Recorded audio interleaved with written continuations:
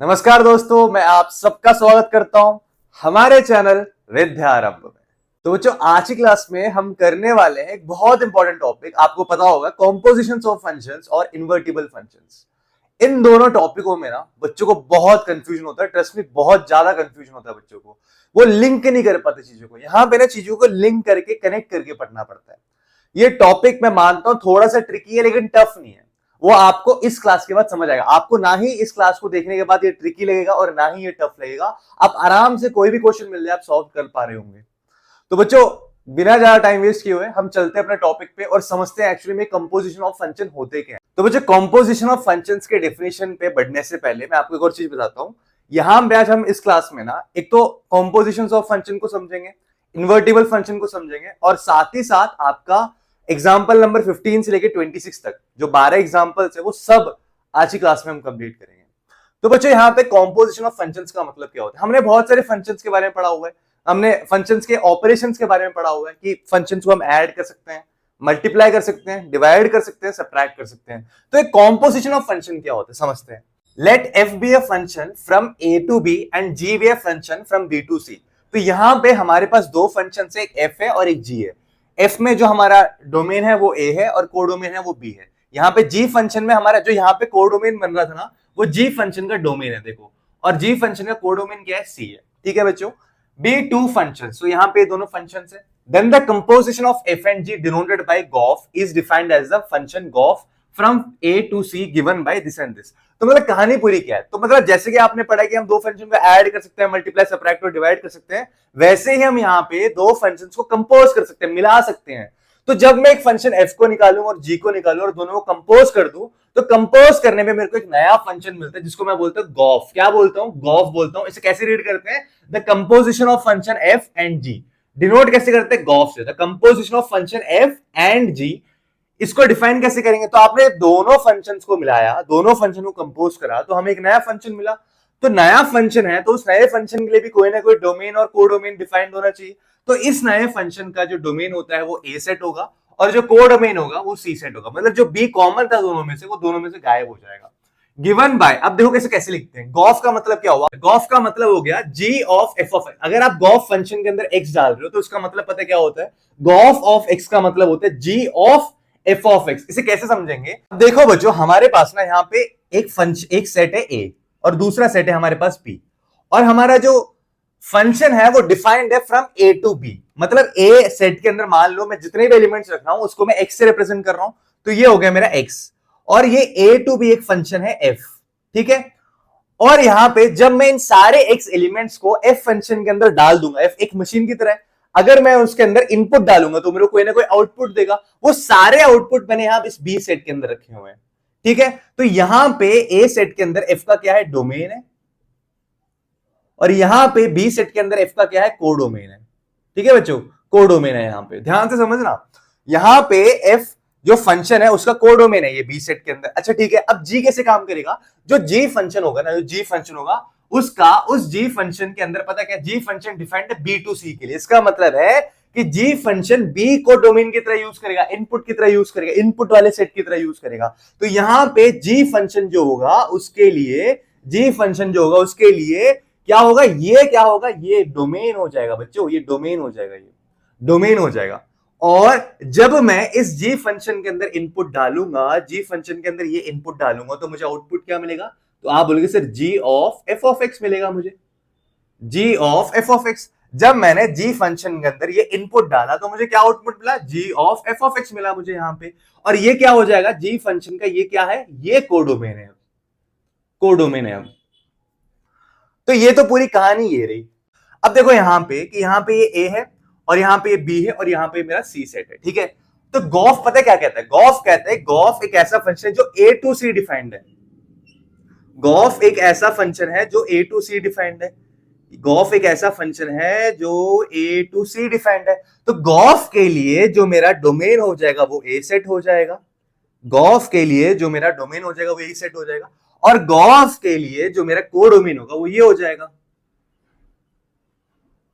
तो इसका मतलब है कि गॉफ के अंदर, तो गॉफ के अंदर अगर मैं इस डोमेन में से ए इनपुट डालूंगा तो जो मेरा आउटपुट आएगा पता है क्या आएगा, आउटपुट आएगा मेरा g of f of x। यही चीज यहां पे लिखा हुआ है, g of f of x आ जाएगा आउटपुट फॉर ऑल। इसका ये सिंबल का मतलब क्या होता है, for all x belonging to a। यहां पे जितने भी एलिमेंट्स है जो a को बिलोंग करते हैं उन सब के लिए कहानी ट्रू है, उन सब के लिए कहानी ट्रू है। फॉर ऑल x या फिर for all input belonging to the set of a। इतनी बात समझ आ गई बच्चों, ये तो बात हुई गॉफ की। अगर मैं फॉग की बात करूं तो एफओजी डिफाइन करना चाहता हूं तो देखो फॉग समझो कैसे होगा। फॉग क्या होता है, फॉग आपका हो जाएगा फॉग में क्या हो जाता है, फॉग को हम बोलेंगे the composition of g and f. यहां पे पता क्या है, फॉग के अंदर यहां पे जी के अंदर पता है आप इनपुट क्या दे रहे हो, वाई दे रहे हो इनपुट, तो ये हो जाएगा आपका f of ji of y हो जाएगा यहां पे। अच्छा इसको इससे कैसे समझेंगे, तो यहां पे देखो जब फॉग की बात हो रही है ना तो हम इनपुट क्या दे रहे हैं, जी हम इनपुट पता है जी जो है ना, जी जो हमारा फंक्शन है उसका जो डोमेन है उसे इनपुट दे रहे हैं। इसका मतलब यहां पे हम पहले क्या रखेंगे, यहां पे हम पहले जी जो सेट है उसका हम यहां पे डोमेन रखेंगे, बी यहां पे रखेंगे। अच्छा ठीक है, और यहां पे बी सेट के अंदर कौन से एलिमेंट है, मान लो बी सेट के अंदर वाई एलिमेंट्स है, क्या है हमारे पास, वाई एलिमेंट्स है बी सेट के अंदर। और हमारे पास जी जो फंक्शन है उसका कोडोमेन क्या है, तो आप बोलोगे सर उसका कोडोमेन है सी यहां पे, ठीक है जी। और बी टू सी कौन सा फंक्शन डिफाइंड है, जी फंक्शन डिफाइंड है, लो जी फंक्शन डिफाइंड हो गया। और जब मैं जी फंक्शन के अंदर इस वाई को इनपुट डालूंगा तो मेरा सी जो मेरा कोडोमेन है या फिर जो रेंज होगा उसमें क्या आ जाएगा मेरा, तो आप बोलोगे sir ji of Y elements आ जाएंगे, जी ऑफ वाई। तो मेरे जी फंक्शन के लिए ये मेरा क्या हो जाएगा, ये मेरा डोमेन हो जाएगा और ये मेरा कोडोमेन हो जाएगा, ठीक है बच्चों, कोडोमेन हो जाएगा। अच्छा जी ठीक है, अब मैं फॉग की बात कर रहा हूं तो फॉग के अंदर पहले आपने जी को डिफाइन करा, फिर आप एफ को करोगे। तो जब एफ को डिफाइन करोगे ना, पता कैसे करना पड़ेगा आपको, तो जो एफ फंक्शन होगा उसके लिए अब क्या हो जाएगा, ये सी कॉमन हो जाएगा, उसके लिए अब ये सी कॉमन हो जाएगा। तो जब ये सी कॉमन हो जाएगा तो यहां पे बच्चों क्या हो जाएगा, यहां पे अब मेरा जो यहां पे एफ फंक्शन होगा ना, एफ फंक्शन के लिए ये जो है मेरा डोमेन के जैसे काम करेगा, इनपुट की तरह काम करेगा। और जो मैं यहां लिखने जा रहा हूं ये जो सेट होगा मेरा, यहां पे कौन सा सेट लिखे, बी सी, मान लो डी लिख लेते हैं, यहां पे डी सेट लिख लेते हैं। यहां पे इसके रेफरेंस में नहीं बता रहा मैं, ये अलग से बता रहा हूं आपको, इससे मत कंपेयर करना, ये अलग से बता रहा हूं मैं आपको। तो यहां पे बी हो गया, ये सी हो गया और ये डी सेट हो गया मेरा। तो यहां पे जब मैं एफ फंक्शन के अंदर जी ऑफ वाई इनपुट के तौर पे दूंगा तो मेरा आउटपुट क्या आ जाएगा, F of ji of Y आ जाएगा, F of ji of Y आ जाएगा। आगे की नहीं आया, बिल्कुल आ गया। और ये डी किसकी तरह काम कर रहे हैं, यहाँ पे एफ फंक्शन का कोडोमेन है, यहाँ पे एफ फंक्शन का कोडोमेन है यहाँ पे। तो यहाँ पे फॉग जो फंक्शन है, जो नया फंक्शन मैंने बनाया है, एफ फंक्शन को जी फंक्शन को कंपोज करके जो एक नया फंक्शन बनाया है उसे कैसे डिफाइन करूंगा मैं, उसे डिफाइन करूंगा मैं ऐसे, ये हो जाएगा मेरा फॉग फंक्शन, ये है मेरा फॉग, ये मेरा फॉग फंक्शन है। तो फॉग फंक्शन जो होगा उसके लिए फॉग फंक्शन डिफाइन कैसे, यहाँ पे फॉग फंक्शन डिफाइंड है बी टू डी के लिए, यहाँ पे फॉग फंक्शन डिफाइंड है यहाँ पे बी टू डी के लिए, जहां पे बी मेरा क्या है, यहाँ पे फॉग फंक्शन का डोमेन के जैसे काम करेगा और डी फंक्शन कैसे काम करेगा, कोडोमेन की तरह काम करेगा, कोडोमेन की तरह काम करेगा।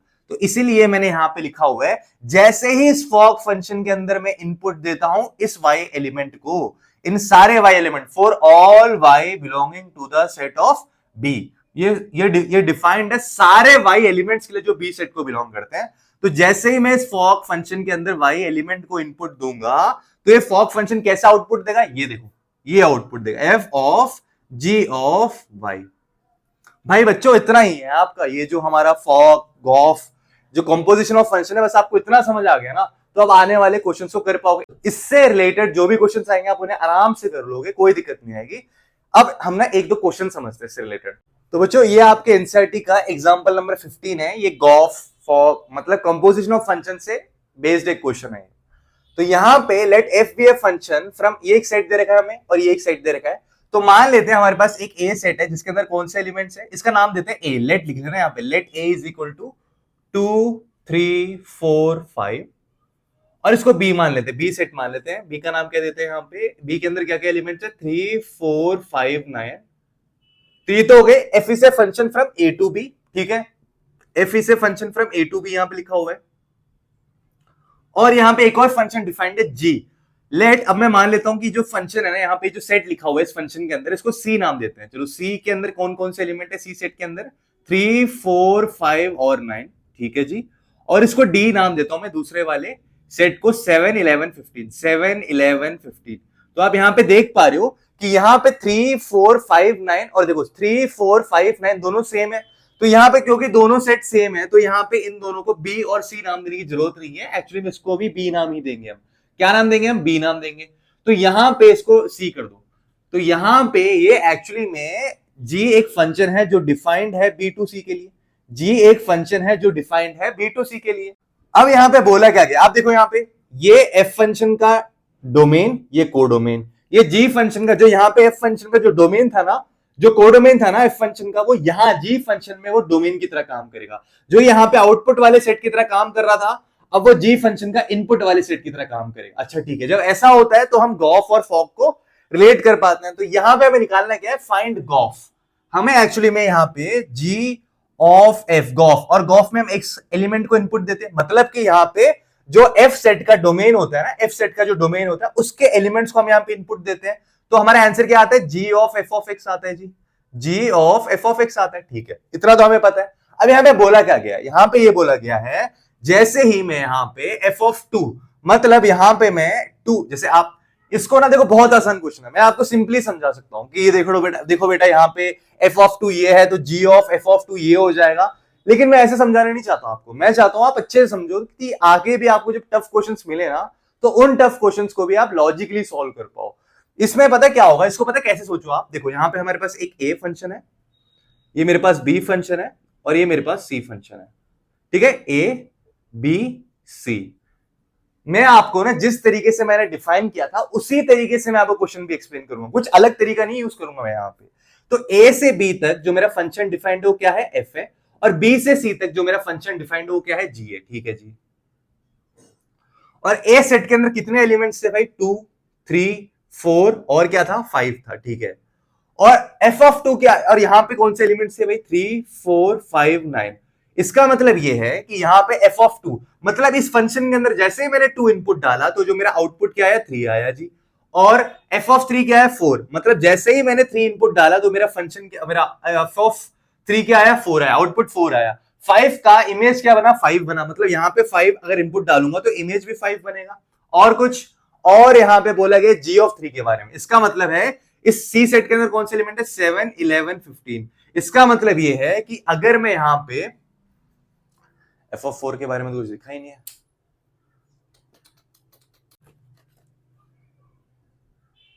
F of 4 is equal to F of 5।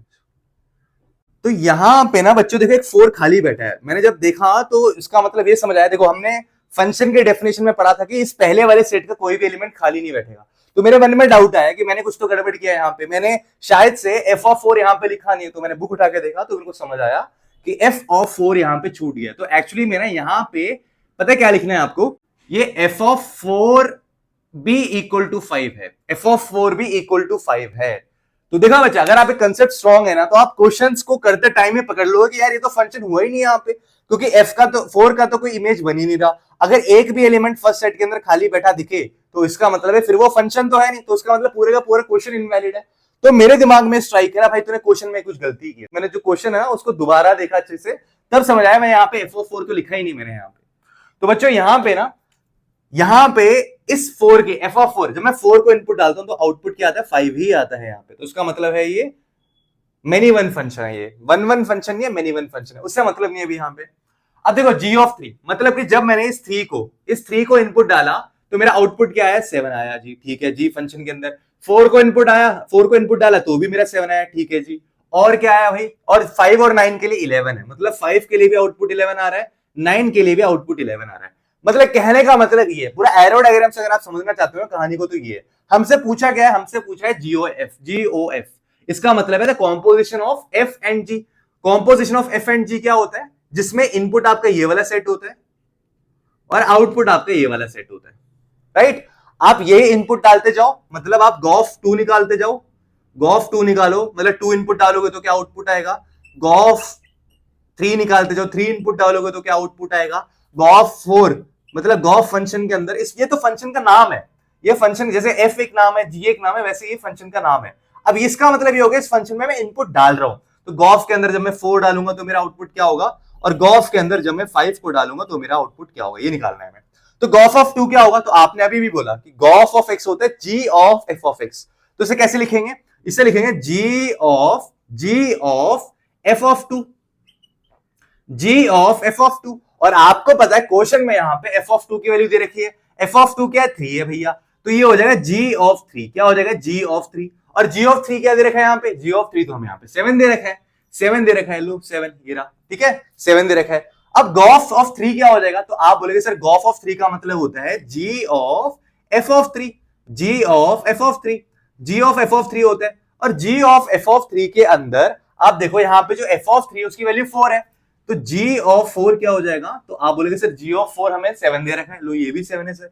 अच्छा ठीक है, g गॉफ ऑफ 4 मतलब गॉफ फंक्शन के अंदर अब मैं 4 को इनपुट डालता हूं तो कैसे रिएक्ट करता है ये, तो ये हो जाएगा मेरा g ऑफ f ऑफ 4। और f ऑफ 4 क्वेश्चन में हमें क्या दे रखा है, f ऑफ 4 हमें क्वेश्चन में दे रखा है 5, तो यहां पे g ऑफ 5 निकालना है हमें, और g ऑफ 5 भी क्वेश्चन में दिया होगा, देखो g ऑफ 5 11 दे रखा है, लो 11। अच्छा ठीक है, अब हमें निकालना है गॉफ ऑफ 5, मतलब कि गॉफ फंक्शन के अंदर मैं 5 को इनपुट डालूंगा तो ये हो जाएगा g ऑफ f ऑफ 5। और g ऑफ f ऑफ 5 क्या होता है, तो आप बोलोगे सर f ऑफ 5 हमें 5 दे रखा है, तो मतलब g ऑफ 5 निकालना है। और अभी भी देखा हमने g ऑफ 5 किसके बराबर है, 11 के बराबर है, g ऑफ 5 किसके बराबर है, 11 के बराबर है। तो यहां पे हमने इन सारे इनपुट्स का यूज किया, ये मेरे गॉफ फंक्शन का डोमेन था, ये मेरे गॉफ फंक्शन का डोमेन था, राइट। और ये सारे मेरे गॉफ फंक्शन का क्या है, 7 11 जो भी आया मेरे पास, ये क्या है, मेरे गॉफ फंक्शन का रेंज है, क्या है, गॉफ फंक्शन का रेंज है। तो यहां पे अगर मैं गॉफ की बात करूं तो गॉफ एक ऐसा सेट होगा, एक ऐसा फंक्शन होगा जिसके अंदर कैसे ऑर्डर्ड पेयर्स होंगे, तो आप बोलोगे सर यहां पे ऐसे ऑर्डर्ड पेयर्स होंगे, 2 इनपुट डाला तो 7 आउटपुट आया जी, ठीक है, और 3 इनपुट डाला तो 7 आउटपुट आया, ओके जी, और 4 इनपुट डाला तो 11 आउटपुट आया जी, और 5 इनपुट डाला तो भी 11 आउटपुट आया जी, खत्म। ये रहा गॉफ फंक्शन, मैंने डिफाइन कर दिया, आसान तो है, देखा मैंने एकदम इसका पोस्टमार्टम कर दिया। मेरे को नहीं लगता कि आपको इसके बाद आपको किसी में भी कुछ डाउट होगा। एरो डायग्राम भी दिखा दी जो बुक के अंदर नहीं दिखा रखा है, यहां पे मैंने इस एक्चुअली गॉफ फंक्शन को कैसे लिखेंगे रोस्टर फॉर्म में वो भी मैंने लिख के दिखा दिया यहाँ पे। तो मेरे ख्याल से इस क्वेश्चन के बाद आपको कोई भी डाउट्स नहीं होने चाहिए, अगर है तो भी कोई दिक्कत नहीं है, कमेंट सेक्शन आपके लिए खुला हुआ है, भेज दे, कुछ भी डाउट है आप पूछो मेरे से। तो बच्चों अब चलते और समझते हैं अपने एग्जाम्पल नंबर 16 को, find gof and fog if f is a function from r to r। यहाँ पे r रियल नंबर्स का सेट होता है, तो यहाँ पे हमारा जो फंक्शन है वो r टू r डिफाइंड है, और हमारा जो g फंक्शन है वो भी r टू r डिफाइंड है। r given by f of x is equal to cos x and g of x is equal to 3x square. हमें क्या शो करना है कि यहाँ पे जो गॉफ फंक्शन है और फॉग फंक्शन है दोनों अलग अलग है, दोनों सेम नहीं है, ये हमें शो करना है यहाँ पे। तो बच्चों यहाँ पे ना आप देखो इसे कैसे करेंगे हम, तो आप देखो यहाँ पे कि यहाँ पे ना ये हमारा क्या है, f है, यहाँ पे रियल नंबर्स का सेट है और यहाँ पे रियल नंबर्स का सेट है।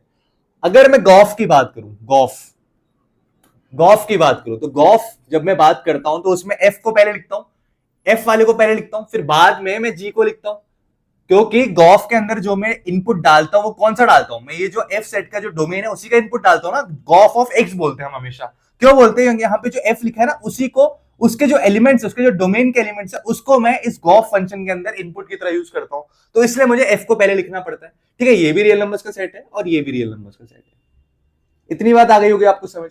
यहां पे आपको पता है रियल नंबर्स का मतलब माइनस इंफिनिटी से लेके प्लस इंफिनिटी तक के सारे एलिमेंट्स, माइनस इंफिनिटी से लेके प्लस इंफिनिटी तक के सारे एलिमेंट्स आएंगे यहाँ पे, ठीक है जी।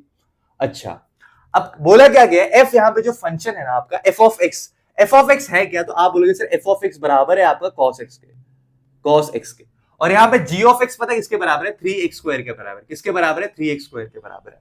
तो अगर मैं बात करता हूं गॉफ की, किसकी बात करता हूं, गॉफ की बात करता हूं, गॉफ, तो आपको पता है कि गॉफ के लिए ये इनपुट होता है और ये आउटपुट होता है, क्या होता है, ये वाला इनपुट हो जाता है और ये वाला आउटपुट होता है। अगर मैं गॉफ सेट के अंदर, गॉफ के अंदर मैं अगर x को इनपुट डालता हूं तो ये होता है मेरा g of f of x हो जाएगा, ये मेरा g of f of x हो जाएगा। अगर मैं इसमें मान लो x belongs to for all x belonging to the set of real numbers, ये सारे x ना यहाँ पे इस रियल नंबर वाले सेट को बिलोंग कर रहे हैं, तो मैंने यहाँ पे इसमें से कोई भी एलिमेंट उठाया और गॉफ के अंदर डाला तो वो हो जाएगा g of f of x। और यहाँ पे आपको f ऑफ x क्या दे रखा है, तो आप बोलोगे सर f ऑफ x हमें यहाँ पे दे रखा है cos x दे रखा है, एफ ऑफ एक्स क्या दिख रहा है, cos x, तो g ऑफ cos x, अच्छा g ऑफ cos x। आपको यहां पे पता है कि g में अगर मैं x इनपुट डालता हूं तो 3x स्क्वायर आता है। अब g में अगर मैं cos x को इनपुट डालूंगा तो क्या आ जाएगा, तो ये आ जाएगा मेरा 3 इंटू कॉस एक्स का स्क्वायर, 3 इंटू कॉस एक्स का स्क्वायर, जो किसके बराबर हो जाएगा, 3 कॉस स्क्वायर एक्स के बराबर हो जाएगा। तो ये तो भैया मेरा आ गया गॉफ ऑफ एक्स आ गया, गॉफ एक्स आ गया, ये मेरा क्या आ गया, ये गॉफ एक्स आ गया। मैंने गॉफ के अंदर इसमें से कोई भी एलिमेंट इनपुट डाला तो जो मेरा आउटपुट आएगा इसके लिए वो क्या आ जाएगा, 3 कॉस स्क्वायर एक्स आ जाएगा, क्या आ जाएगा, 3 कॉस स्क्वायर एक्स आ जाएगा। ठीक है, तो बच्चों अब हमारा गॉफ का तो आंसर आ गया। गॉफ का हमें पता है कि गॉफ के लिए हमारा फंक्शन ये है, गॉफ का मतलब क्या होता है, 3 cos स्क्वायर एक्स होता है गॉफ फंक्शन का मतलब इस क्वेश्चन के लिए। तो ऐसे हमें फॉग फंक्शन का भी वैल्यू निकालना है, एफओजी का भी वैल्यू निकालना है। तो आप बोलोगे सर फॉग ऑफ एक्स क्या होगा, तो आप बोलोगे sir F of ji of X होगा, F of ji of X होगा यहाँ पे। तो आप बोलोगे सर आपने जब हमें कंपोजिशन समझाया था ना, तो कंपोजिशन समझाते टाइम आप तो यहाँ पे y को इनपुट डाल रहे थे यहाँ पे, लेकिन आप x को इनपुट डाल रहे हो। सर ऐसा क्यों कर रहे हो आप यहाँ पे, क्योंकि आप देखो यहाँ पे जो मेरे सारे सेट है ना, सारे ही रियल नंबर्स के सेट है, सारे ही सेम है। देखो वहां पे हमारा जो सेट था वो डिफरेंट था, ए बी सी 3 अलग अलग सेट थे, लेकिन यहाँ पे क्योंकि सारी सेम सेट है तो मैं बोल सकता हूँ कि मैं यहाँ पे x को इनपुट करूंगा। अच्छा, तो यहाँ पे आप देखो बच्चों f of ji of x क्या होता है, तो आप बोलोगे सर यहाँ पे जी ऑफ एक्स का मतलब होता है 3x स्क्वायर, तो यहाँ पे जी ऑफ एक्स के जगह पे 3x स्क्वायर को लिख दो। और एफ ऑफ 3x स्क्वायर क्या होता है, तो आप बोलोगे सर अगर मैं एफ के अंदर, एफ फंक्शन के अंदर x को इनपुट डालता हूं तो उस इनपुट का मेरा आउटपुट मिलता है cos x, इस x के लिए cos x मिला। तो यहाँ पे अगर मैं 3x स्क्वायर को इनपुट डालता हूं यहाँ पे f ऑफ 3x स्क्वायर क्या हो जाएगा, तो ये हो जाएगा cos ऑफ 3x स्क्वायर, क्या हो जाएगा, cos ऑफ 3x स्क्वायर हो जाएगा मेरे बच्चों, cos ऑफ 3x स्क्वायर। तो ये आ गया मेरा fog ऑफ x आ गया। तो एक बात बताओ, क्या 3 cos स्क्वायर x और cos 3x स्क्वायर बराबर होगा? देखो बराबर होने का मतलब है मैं x को ना कुछ भी वैल्यू पुट करूं, दोनों का आंसर सेम आना चाहिए। x को मैं कुछ भी वैल्यू पुट करूं, इसका भी आंसर और इसका भी आंसर अगर बराबर आ गया तो इसका मतलब है ये दोनों फंक्शन बराबर है, इक्वल होने चाहिए। लेकिन मैंने कोई ऐसा एक वैल्यू पुट करके देखा जिसपे ये दोनों फंक्शंस वेरी कर रहे हैं, इनका आंसर सेम नहीं आ रहा, इसका मतलब है दोनों इक्वल फंक्शन नहीं है। फॉर एग्जाम्पल मैं अगर यहाँ पे x को 0 डिग्री पुट करता हूं, मान लो x को मैं यहाँ पे 0 डिग्री पुट करता हूं, तो ये क्या हो जाएगा, तो आप बोलोगे सर ये हो जाएगा 3 into cos square 0, 3 into cos square 0। और 3 इंटू कॉस स्क्वायर 0 क्या होता है, ये एक्चुअली किसकी वैल्यू है, ये है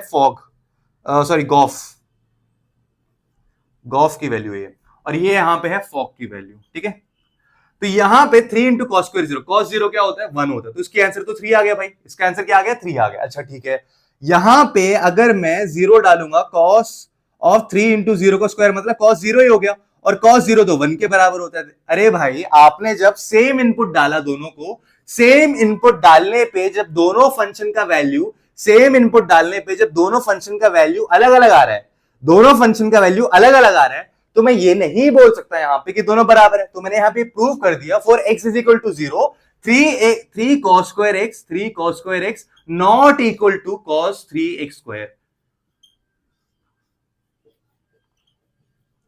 आपको बस एक ऐसा पॉइंट ढूंढना था जहां पे दोनों बराबर ना हो, आपने वो पॉइंट ढूंढ दिया, आपने 0 लिख दिया और 0 पे आपका डिफाइंड हो गया। तो बच्चों मैं आशा करता हूं कि आपको ये वाला क्वेश्चन भी बहुत अच्छे से समझ आ गया होगा। तो बच्चों अब समझते बहुत ही ज्यादा इंपॉर्टेंट टॉपिक को, invertible function. A function f from the set of x to the set of y is defined to be invertible. हम सिर्फ f पे फोकस करेंगे।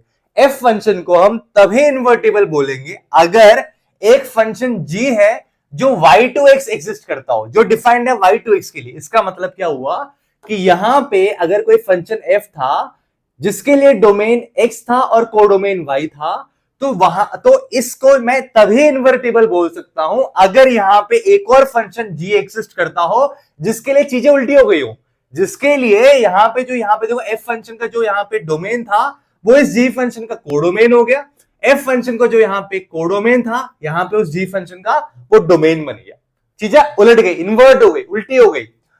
सच दैट गॉफ, इसका मतलब ये हुआ अगर मैं गॉफ के अंदर, एक और पॉइंट यहां पे, एक तो ये यहां पे f इसे function from x to y को मैं तभी इन्वर्टिबल फंक्शन बोल सकता हूं अगर मेरे पास, पहला पॉइंट ये सबसे इंपॉर्टेंट पॉइंट है, अगर मेरे पास एक और फंक्शन हो g जो एग्जिस्ट करता हो y2x के लिए, और g ऑफ f, इसका मतलब है composition of f and g इस नए फंक्शन के अंदर, इस फंक्शन के अंदर अगर मैं कोई भी इनपुट डालूं तो मेरा आउटपुट भी सेम होना चाहिए। अगर मैं 1 को इनपुट डाल रहा हूं तो आउटपुट भी 1 है, 2 को इनपुट डाल रहा हूं तो आउटपुट भी 2 है, 3 को डाल रहा हूं तो आउटपुट भी 3 है। आपको पता है कि हम गॉफ के अंदर x को इनपुट डालते हैं, x वेरिएबल्स को इनपुट डालते हैं, क्योंकि हमारा जो f होता है गॉफ के अंदर, जो f है, इस f के लिए जो डोमेन होता है वही डोमेन हम यूज करते हैं गॉफ के लिए। चलो दिखाता हूं आपको, समझाता हूं एक बार। जैसे ये देखो आप, ये मेरे पास यहाँ पे क्या है, एक सेट है मेरे पास x और ये सेट है मेरे पास y, ठीक है, x और y है। अब यहाँ पे x सेट के अंदर मान लो x एलिमेंट्स है और y सेट के अंदर मान लो y एलिमेंट्स है, और यहाँ पे फंक्शन है f। तो यहाँ पे जब मैं इस x को इस f फंक्शन में डालूंगा तो ये हो जाएगा मेरा f ऑफ x। तो यहाँ पे f ऑफ x और y एक ही चीज है, f ऑफ x और y यहाँ पे एक ही चीज है। अब इसी को आप देखो, यहाँ पे g कैसा फंक्शन है, y टू x डिफाइंड है। अब यहाँ पे y टू x डिफाइंड का मतलब क्या हुआ, ये रहा y टू x। तो यहाँ पे जब मैं इस g फंक्शन के अंदर इस f ऑफ x को इनपुट डालूंगा तो क्या हो जाएगा, g of f of x हो जाएगा, g of f of x हो जाएगा। आपको दिख रहा है ना, ये g of f of x हो जाएगा। और ये एक्चुअली में है कि x सेट के अंदर कैसे एलिमेंट्स आते हैं, x एलिमेंट्स आते हैं। तो इसका मतलब ये हुआ, अगर मैं गॉफ को डिफाइन करना चाहता हूं तो गॉफ क्या हो जाएगा, यहाँ पे गॉफ के लिए जो मेरा डोमेन हो जाएगा वो ये होगा, और जो मेरा को डोमेन होगा जो ये होगा। तो इसका मतलब है, देखो डोमेन भी सेम है, को डोमेन भी सेम है। आपने x इनपुट डाला, आउटपुट भी x आया, तो इनपुट भी सेम, आउटपुट भी सेम। तो ऐसे फंक्शन को हम क्या कहते थे, identity function. Class 11 types of function याद करो, पढ़ा था हमने, टाइम ट्रैवल करो। दिखाता हूं मैं आपको, रुको। तो देखो बच्चों, देख पा रहे हो क्या आप इसको, यहाँ पे आइडेंटिटी फंक्शन का डेफिनेशन क्या लिखा हुआ है, ये देखो, let r be the set of real numbers defined by the real valued function f from r to r by y is equal to f of x is equal to x। इसका मतलब है अगर मेरा output भी input के बराबर आ जाए तो ऐसे फंक्शन को मैं क्या बोलता हूं, आइडेंटिटी फंक्शन बोलता हूं। और उसका ग्राफ भी यहाँ पे दिखा रखा है इन्होंने, देखो। तो आप एक बार क्या करना है, क्लास 11th की बुक अगर आपने बेची नहीं है ना अभी तक, तो उसको एक बार उठा के रख लो अच्छे से, क्योंकि बहुत काम आएगा वो आपके। तो यहां पे इसको आइडेंटिटी फंक्शन इन x को मैं डिफाइन करता हूं ix से, आइडेंटिटी फंक्शन इन x को मैं डिफाइन करता हूं ix से। यहां पे आपने x एलिमेंट को इनपुट डाला इस गॉफ के अंदर और आउटपुट भी मेरे को x ही मिल गया, तो मतलब ये आइडेंटिटी फंक्शन इन x हो गया। ये क्या हो गया, आइडेंटिटी फंक्शन इन x हो गया। ठीक है बच्चों।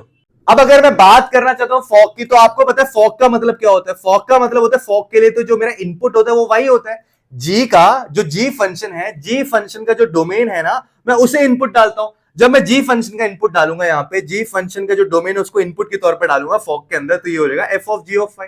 क्या हो जाएगा, f of g of y हो जाएगा यहाँ पे। अच्छा ठीक है जी, इसे कैसे एक्सप्लेन करोगे आप, देखो यहाँ पे मेरे पास यहाँ पे एक सेट है, ये एक फंक्शन है मेरे पास g। यहां पे मेरे पास क्या है, ये मेरा कौन सा सेट है, y सेट है, और ये मेरे पास सेट है x। इस y सेट के अंदर y एलिमेंट्स बैठे हुए हैं, ठीक है। जब इस y को मैं g फंक्शन के अंदर पुट करूंगा तो ये हो जाएगा g of y, g of y। लेकिन आपको पता है x सेट के अंदर तो x एलिमेंट्स होते हैं, x, इसी को मैं x बोल सकता हूं, g ऑफ y को मैं x बोल सकता हूं।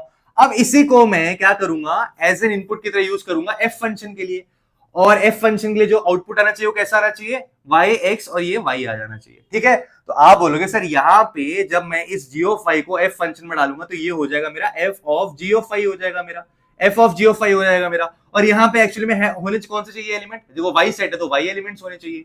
तो इसका मतलब है मैं फॉग सेट के, जो फॉग के लिए, जो मेरा फॉग है, तो फॉग के लिए यहाँ पे आप देखो कि यहाँ पे जो इनपुट डाल रहा हूँ वो y है। फॉग में मैं क्या इनपुट डाल रहा हूँ, y इनपुट डाल रहा हूँ। अब खुद देख लो यहाँ पे जो आउटपुट मिल रहा है मुझे वो भी y मिल रहा है आउटपुट। तो यहाँ पे ये भी क्या हो गया, आइडेंटिटी एलिमेंट इन y हो गया। तो इसका मतलब है यहां पे मैं कह सकता हूं कि ये क्या हो जाएगा, फॉग ऑफ y हो जाएगा आपका, फॉग ऑफ y आपका y के बराबर। इसको आप ऐसे ही बोल सकते हैं कि जो फॉग होना चाहिए ना वो एक तरह से आइडेंटिटी फंक्शन इन y होना चाहिए, आइडेंटिटी फंक्शन इन y होना चाहिए। ऐसे ही यहाँ पे गॉफ जो होगा ना वो आइडेंटिटी फंक्शन इन x होगा। क्या होगा, आइडेंटिटी फंक्शन इन x होगा। तो बच्चों मैं आशा करता हूं जो भी मैंने अभी आपको समझाया बहुत अच्छे से आपको समझ आ रहा होगा, ज्यादा कंफ्यूजिंग तो नहीं लग रहा ना। कभी कभी क्या होता है कि ओवर एक्सप्लेन कर देते हो तो चीजें ज्यादा कंफ्यूजिंग हो जाती है। मेरे को लग रहा है कि मैंने ओवर एक्सप्लेन तो नहीं किया, मैंने उतना ही एक्सप्लेन किया जितना आपको जरूरी है। मैं आपको ना ऐसे पढ़ा रहा हूं जैसे हमने कंपोजिट फंक्शन पढ़ा था, कॉम्पोजिशन ऑफ टू फंक्शंस पढ़ा था, तो मैं उस कॉम्पोजिशन को यहाँ पे दिखा रहा हूं कि हमने कॉम्पोजिशन ऑफ फंक्शन को कैसे यूज किया यहाँ पे इन्वर्टिबल फंक्शन को समझने में। समझ रहे हो। तो बच्चों यहां पे ना जो गॉफ है, तो यहां पे इसका मतलब क्या है, इसका मतलब ये है एक फंक्शन f को मैं इन्वर्टिबल फंक्शन तभी बोलूंगा अगर मैंने ये वाला, तो मैंने बता दिया आपको, एक g फंक्शन एग्जिस्ट करता है जिसके लिए f फंक्शन का डोमेन और कोडोमेन इंटरचेंज हो जाता है। और अगर मेरा गॉफ जो है वो आइडेंटिटी फंक्शन इन एक्स के बराबर हो, आइडेंटिटी फंक्शन इन एक्स के बराबर हो, और जो मेरा फॉक फंक्शन है वो आइडेंटिटी फंक्शन इन वाई के बराबर होता है, तो मैं बोल सकता हूं कि ये जो फंक्शन है ना ये इन्वर्टिबल फंक्शन है, जहां पे जो मेरा जी है ना वो एफ इनवर्स की तरह काम करेगा। जी को ही मैं बोलता हूं ये क्या है, जी ने क्या कर दिया, जी ने सारी चीजों को उल्टा कर दिया ना, एक्स टू वाई था अब ये वाई टू एक्स डिफाइंड है, तो इसका मतलब जी फंक्शन ही यहाँ पे एफ इनवर्स है, इन्वर्टिबल फंक्शन ऑफ एफ क्या है, यहाँ पे जी है। यहाँ पे आप जी ना लिख के एफ इनवर्स भी लिखते तो भी कोई दिक्कत वाली बात नहीं थी, लेकिन बुक में आपको जी से एक्सप्लेन कर रखा है और आगे वाले क्वेश्चंस में भी आपको जी ही दिखेगा, तो आप यहाँ पे जी लिखना, एफ इनवर्स मत लिखना, ठीक है बच्चों। और ये तो बात पूरी हो गई, मैं आशा करता हूं आपको डेफिनेशन अच्छे से समझ आ गया होगा। अब एक फंक्शन इन्वर्टिबल और कब हो सकता है, देखो एक फंक्शन का इन्वर्टिबल बनने के लिए उस फंक्शन का 1 1 होना बहुत जरूरी है, वो फंक्शन 1 1 होगा तो ही भैया फंक्शन भी इन्वर्टिबल होगा, अगर एक फंक्शन ऑन टू होगा तो ही भैया वो फंक्शन भी इन्वर्टिबल होगा, अगर 1 1 नहीं है, ऑन टू नहीं है, तो वो फंक्शन इन्वर्टिबल नहीं होगा। मैं ऐसे बोल सकता हूं कि एक फंक्शन एफ इन्वर्टिबल है अगर वो 1 1 है और ऑन टू है। मैं ऐसे, इस कॉन्वर्स का मतलब क्या हुआ, इसका मतलब ये हुआ अगर मैं ऐसे बोल दूं कि एक फंक्शन 1 1 है और ऑन टू है, तो इसका मतलब पता क्या होता है, इसका मतलब ये होता है कि वो फंक्शन इन्वर्टिबल भी हो सकता है, उस फंक्शन का इनवर्स भी निकल सकता है, समझ रहे हो। तो यही है यहाँ पे इस कॉन्वर्स से इसका मतलब, ठीक है बच्चों। तो बच्चों यहाँ पे ना आपको जो इन्वर्टिबल फंक्शन है इस पे बेस्ड जो क्वेश्चन होंगे ना उसमें दो टाइप के क्वेश्चन मिलेंगे। एक तो आपसे बोलेगा कि क्या ये इन्वर्टिबल फंक्शन हो सकता है, मतलब आपको बताना है कि प्रूव करना है आपको, तो उसके लिए ना आपको गॉफ फॉक इन सब की जरूरत नहीं पड़ेगी। अगर आपने बस इतना बता दिया कि वो फंक्शन 1 1 है और वो फंक्शन ऑन टू भी है, तो इसका मतलब ऑटोमेटिकली बाय डिफॉल्ट वो फंक्शन इन्वर्टिबल भी होगा। लेकिन अगर आपसे क्वेश्चन में बोल दिया कि ना वो इन्वर्टिबल फंक्शन ढूंढ के दिखाओ, फंक्शन की तो हमें पता है फंक्शन ये 3x² है, ठीक है, इन्वर्टिबल फंक्शन की वैल्यू क्या होगी, इन्वर्टिबल फंक्शन ढूंढ के दिखाओ, तो उस केस में फिर आपको गॉफ वगैरह सब कुछ निकाल के दिखाना पड़ेगा। तो यहां पे बच्चों एक और चीज मैं आपसे बोलना चाहता हूं, अगर आप ये सोच रहे हो कि ऐसा क्यों, ये कंडीशन क्यों है, मैंने आपसे बोला ना मैथ्स में क्वेश्चन वाई नहीं है, मैथ्स में क्वेश्चन है हाउ, वाई का यहां पे महत्व नहीं होता, यहां पे हाउ का महत्व होता है। तो यहां पे f एक 1 1 फंक्शन होना चाहिए। यहां पे हम क्या मानते हैं, हमारे पास दो सेट है, f डिफाइंड है दो सेट के लिए, f is a function from x to y, ठीक है, ये मेरे पास x सेट हो गया, ठीक है जी, और ये मेरे पास y सेट हो गया, और यहां पे मेरा f डिफाइंड है, ये रहा f, ठीक है। मैं मान लेता हूं मेरे पास इसके अंदर एलिमेंट है 1 2 3 और 4, ठीक है, और मैं यहां पे मान लेता हूं मेरे पास एलिमेंट है 2 3 4। मैंने बोला कि 1 का इमेज 2 है और 2 का भी इमेज 2 है, 3 का इमेज 3 है और 4 का इमेज 4 है। तो ये तो हो गया f फंक्शन। अब मेरे को बताना है क्या ये f इन्वर्टिबल होगा। देखो अब ये मेनी वन फंक्शन है, क्योंकि यहां पे डिस्टिंक्ट एलिमेंट का जो इमेज है वो डिस्टिंक्ट नहीं, यहां पे जो 1 और 2 डिस्टिंक्ट एलिमेंट्स है, लेकिन डिस्टिंक्ट एलिमेंट का इमेज तो सेम आ रहा है, तो यहां पे तो मेनी वन फंक्शन है ये, ठीक है। अब ये मेनी वन हो जाएगा तो क्या ये इन्वर्टिबल नहीं हो सकता, मैं बताता हूं क्यों इन्वर्टिबल नहीं हो सकता। अब आपको पता है कि इन्वर्ट करने के लिए क्या करना पड़ता है, उल्टा कर देना पड़ता है, तो अब यहां पे y आ जाएगा और यहां पे x आ जाएगा और यहां पे ये f इनवर्स हो जाएगा, क्या हो जाएगा, f इनवर्स हो जाएगा, ये इन्वर्टेबल फंक्शन की बात हो रही है। तो y के लिए अब देखो एलिमेंट्स कौन से, 2 3 4 2 3 4, और यहां पे x के अंदर कौन से एलिमेंट्स थे, 1 2 3 4 1 2 3 4। अब देखो 2 का जो इमेज बन जाएगा ना, 2 का देखो 1 भी बनेगा और यहां पे 2 भी बनेगा, देखो ऐसे पूरा उल्टा हो गया। आप खुद बताओ, आगे आपको करने की जरूरत ही नहीं, आप यहां से देख के बता सकते हो कि ये तो फंक्शन रहा ही नहीं, ये तो फंक्शन रहा ही नहीं। Every function is a relation from a set A to B if every element of set A has one and only one image in set B। ये क्या one and only one image है, क्या ये unique image है, नहीं भैया, एक element के दो दो इमेज, तो भाई ये फंक्शन तो रहा ही नहीं। एक एलिमेंट एक ही इमेज फॉर्म कर सकता है, यूनिक इमेज फॉर्म कर सकता है, तो यहां पे भाई ये फंक्शन तो रहा ही नहीं, तो इसका मैं मेनी वन फंक्शन का मैं इन्वर्टिबल नहीं कर सकता, यहां पे मेनी वन फंक्शन का इन्वर्टिबल इनवर्स नहीं निकाल सकता यहां पे मैं। अच्छा ऐसे ही अगर चलो बात करते हैं, कोई फंक्शन है जो ऑन टू नहीं है, ठीक है, कैसे, जैसे मान लेते कि हमारे पास फंक्शन है, यही फंक्शन x टू y है, और मान लेते हैं हमारे पास 1 2 3 4 यहां पे एलिमेंट है 1 2 3 4, और यहां पे हमारे पास एलिमेंट है 2 3 4 5, ठीक है, और यहां पे 4 को रहने देते हैं, यहां पे इसका नाम है x सेट, इसका नाम है y, और ये मेरे पास f डिफाइंड है यहाँ पे x टू y के लिए, ठीक है, f डिफाइंड है x टू y के लिए। मैंने बोला कि 1 का इमेज 2 है, ठीक है, 2 का इमेज 3 है, ठीक है, 3 का इमेज 4 है। अच्छा अब ये बताओ मेरे को कि यहाँ पे ये फंक्शन तो 1 1 फंक्शन है, क्योंकि हर एलिमेंट का एक यूनिक इमेज बन रहा है, तो ये 1 1 फंक्शन है, कोई दिक्कत नहीं है। यहाँ पे डिस्टिंक्ट एलिमेंट का डिस्टिंक्ट इमेज बन रहा है, तो कोई दिक्कत नहीं है। यहाँ पे एक 1 1 फंक्शन है, तो 1 1 फंक्शन है, तो आपके डेफिनेशन के हिसाब से तो एफ इन्वर्टिबल होना चाहिए। मतलब कि इसका इनवर्स करूंगा तो भी कोई लॉजिक बनेगा, कुछ ना कुछ फंक्शन, नया फंक्शन निकल के आएगा। तो इसका इनवर्स करते हैं। जैसे ही आपने इसका इनवर्स करा तो अब ये एफ इनवर्स हो गया, एक्स के जगह पे वाई वाला सेट आ जाएगा और वाई के जगह पे ये एक्स वाला सेट आ जाएगा। इनवर्स कर दिया आपने, पूरा डोमेन और कोडोमेन को एक्सचेंज कर दिया आपने। तो यहां पे ये वाई के अंदर 2 3 4 5, ठीक है, और ये इसके अंदर 1 2 3, ठीक है। और आपने यहां पे देखा कि 2 का इमेज क्या था, 1 था, और 3 का इमेज क्या था, 2 था, और 4 का इमेज क्या है, 3 बनेगा यहां पे। अच्छा, फंक्शन की डेफिनेशन क्या थी? A function is a relation from a set A to a set B if every element of set A has one and only one image in set B. Every element of set A, every element, यहां पे सारे element participate करने चाहिए। क्या यहां पे कोई element खाली बैठा हुआ है? तो आप बोलोगे सर खाली बैठा हुआ है, यहां पे 5 तो खाली बैठा हुआ है। तो अगर यहां पे खाली बैठा हुआ है, ये पार्टिसिपेट कर ही नहीं रहा, तो मैं इसको फंक्शन नहीं बोल सकता।